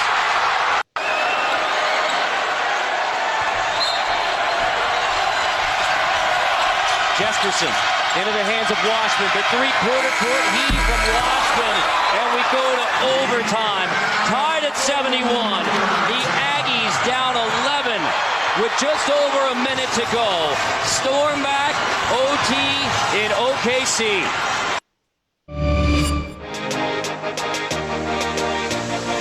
Oh, God, you're too bad. Yeah, you can't do it. Can you give the guy credit? At least when he got stuck in the corner, he didn't call the timeout that he didn't have. Knew it was coming. Against big opponents, but that lull about halfway through the season. Safe to replayed it again. Oh. Yeah. They replayed it again. Into overtime? Yes. Yeah. Okay. Morgan's going to take the 3. Air ball out of bounds. 3 seconds left. Aggie basketball. It's just gas right now. And the Aggie fans are going crazy. They never thought this was even possible with 44 seconds to go. The Aggie season was over with 44 seconds left in regulation, and now they're on to the Sweet 16 in Anaheim. Suds, that's why I said like 12 points in 44 seconds. Yeah. This was really an amazing game to me. I just love the fact, though, that Texas A&M never fouled just to stop the clock. That's respect all over. Hey, what about 2 points in 5 seconds? Hey, Zoll. Yo. Did that give you PTSD when that guy got stuck in the corner and didn't? And No, said no. no timeouts. No, it didn't. You sure? Because did it flash into your bring head? it up. Yeah, It definitely that's flashed called in my head, PTSD. but I'm okay. That's I'm called okay. PTSD. I got to get going here, guys. I was gonna say, I don't think I've got anything else out of yours, Doug. Yeah. Well, maybe the baseball one. Baseball one. Okay, there it is. I was like, all right. And that I do have. Oh, you do have that? Yes, I do. Oh, okay. Well, then I'll leave you guys. That's the other one that I've got sitting here as well. Okay. So. And there's the base hit to right field. A&M was looking for. Ty Coleman scores. Throw in by Hill. And in with a slide is Shoemake. It's 9-3. And again, Texas A&M is one swing away from maybe getting back in this. And that's a drive to right near the line. And gone. A grand slam. And it's a new game. It's 9-7.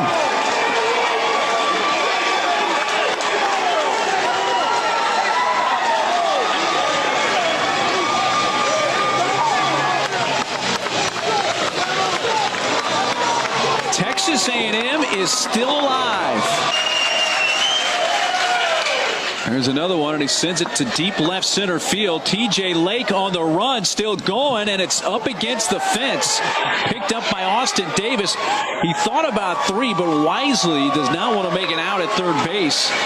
It goes back to second, and Foster has a double, and here comes A&M in the bottom of the 9th. Ball 4, and the tying run's going to come to the plate for A&M. Tying run at the plate for A&M. They're down to their last down.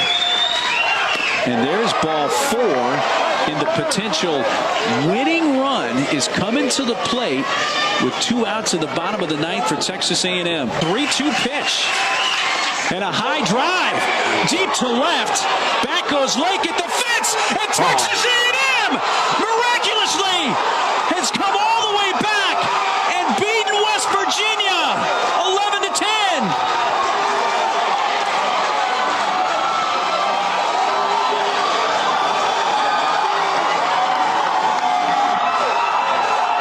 Absolutely unbelievable, and Morgantown is stunned.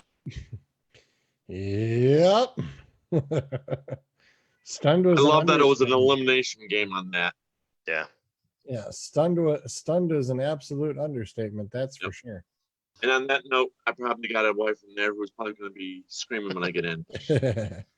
But that one was had by a couple of people. Okay. Where is?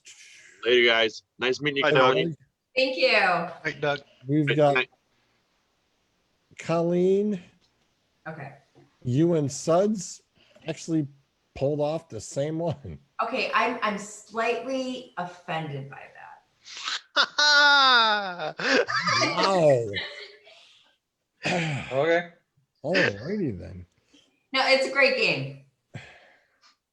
I mean, it's got Suds was looking for a blind chicken, kernel of corn, and he found one. And I was like, "Wow, you guys actually matched up." I said, "Hey, that works."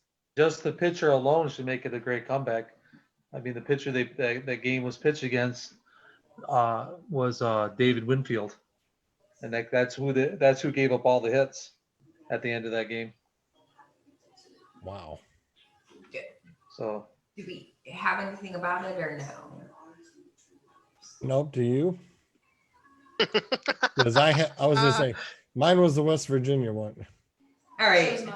So Gabe's was too. Gabe's like, "Yep, we were all pretty much there." Because what's so funny is that Gabriel knows the least about baseball than any other sport, but he did some good research. tell him like that. Well, that's okay because as we go through this last one, the hockey, everybody was on the same page. Yeah, that was a pretty easy one. Yeah. Was everybody on the same page? What's Yes. that? What was that? Was everybody really on the same page? Yeah. Yeah. Yeah. Nice. I kind of feel sorry for Miami. Well, like my cousins both played for Miami. Okay. They both did. And when my one cousin called me, he said, "Were you watching the game by any chance?" And I was like, "Well, I didn't want to say that I was, but yeah."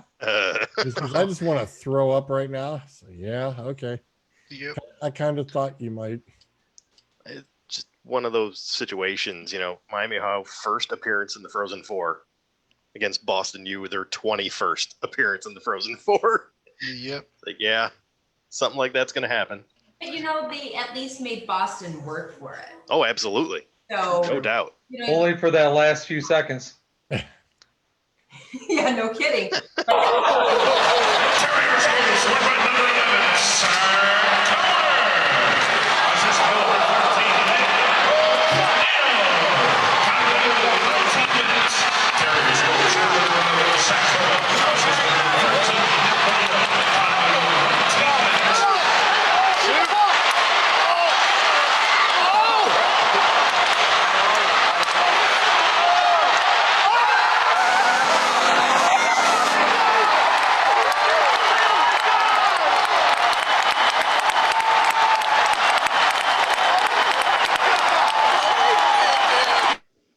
I like that fan shot. I thought that was really cool. When was that? Where was that?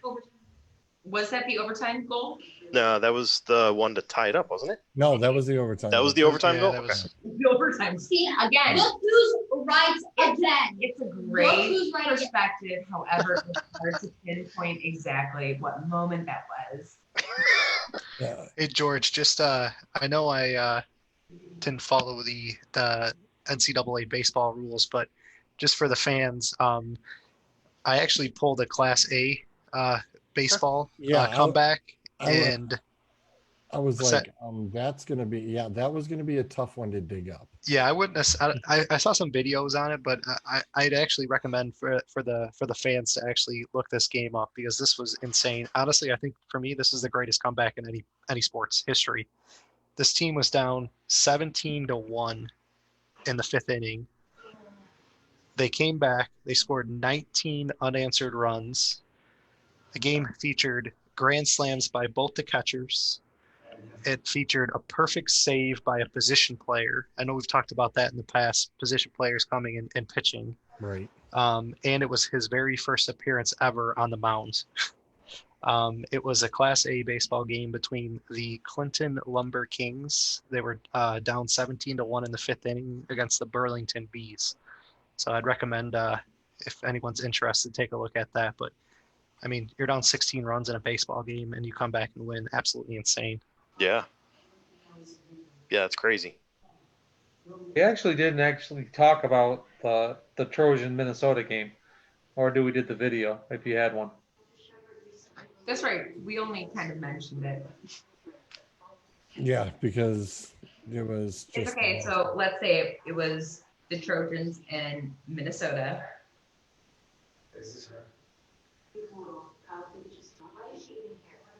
And so at the bottom of the 9th, the Trojans scored 8 runs. I mean, they were down with nothing.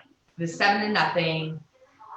And then USC just came back. I mean, Los Angeles, if you were to look at all of their newspapers and everything is about that game. It's considered the miracle, hold on, I wrote it, against Minnesota. They also did it without hitting one home run. Yeah, no, they were singles, they were passed. It's just like a whole bunch of like. 8 singles, 1 passed ball, 1 stolen base, and a sacrifice fly to win 8-7. Yeah. Wow. That's impressive. It was an amazing game.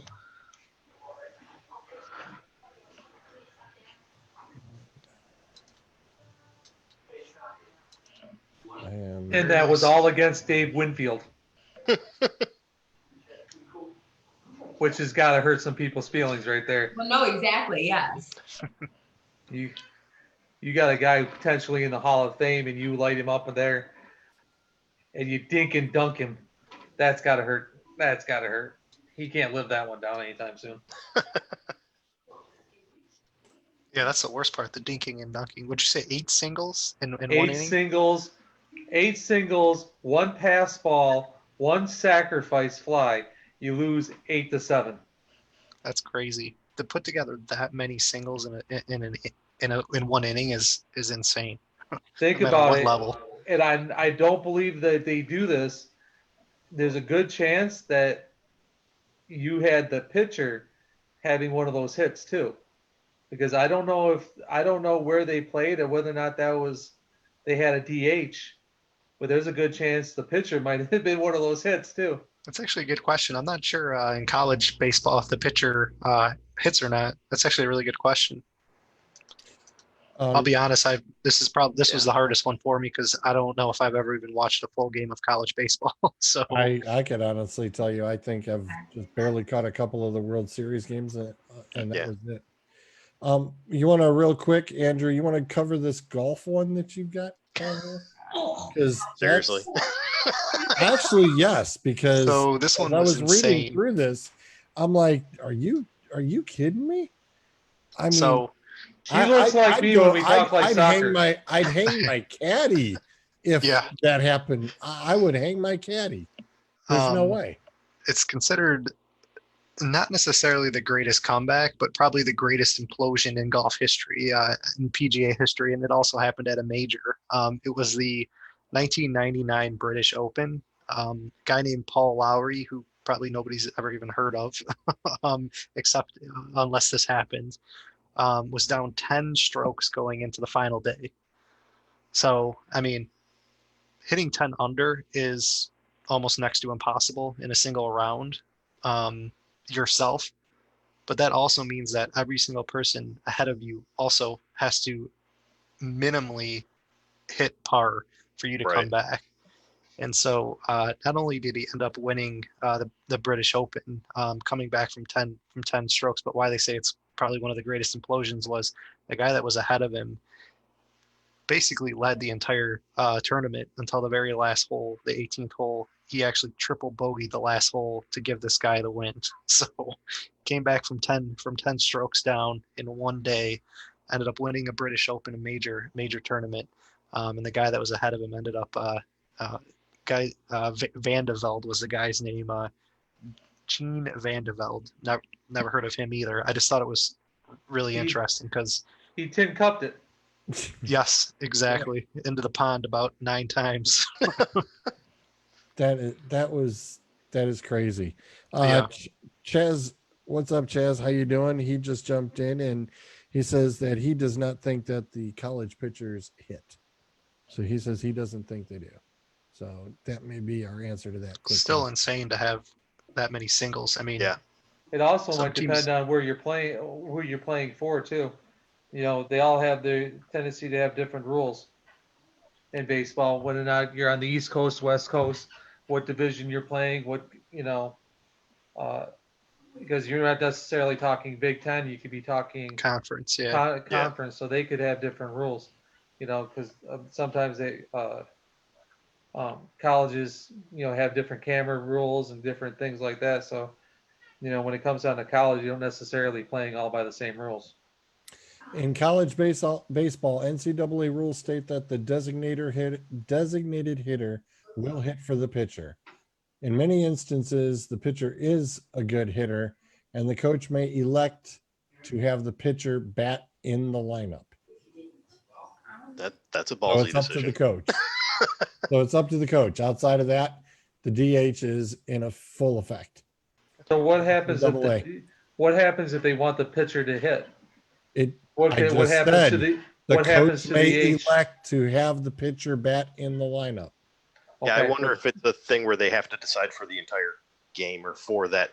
What the next question is the DH then can he hit for somebody else, or is he done or is he done until the next pitcher comes in and they wanted to hit for that pitcher?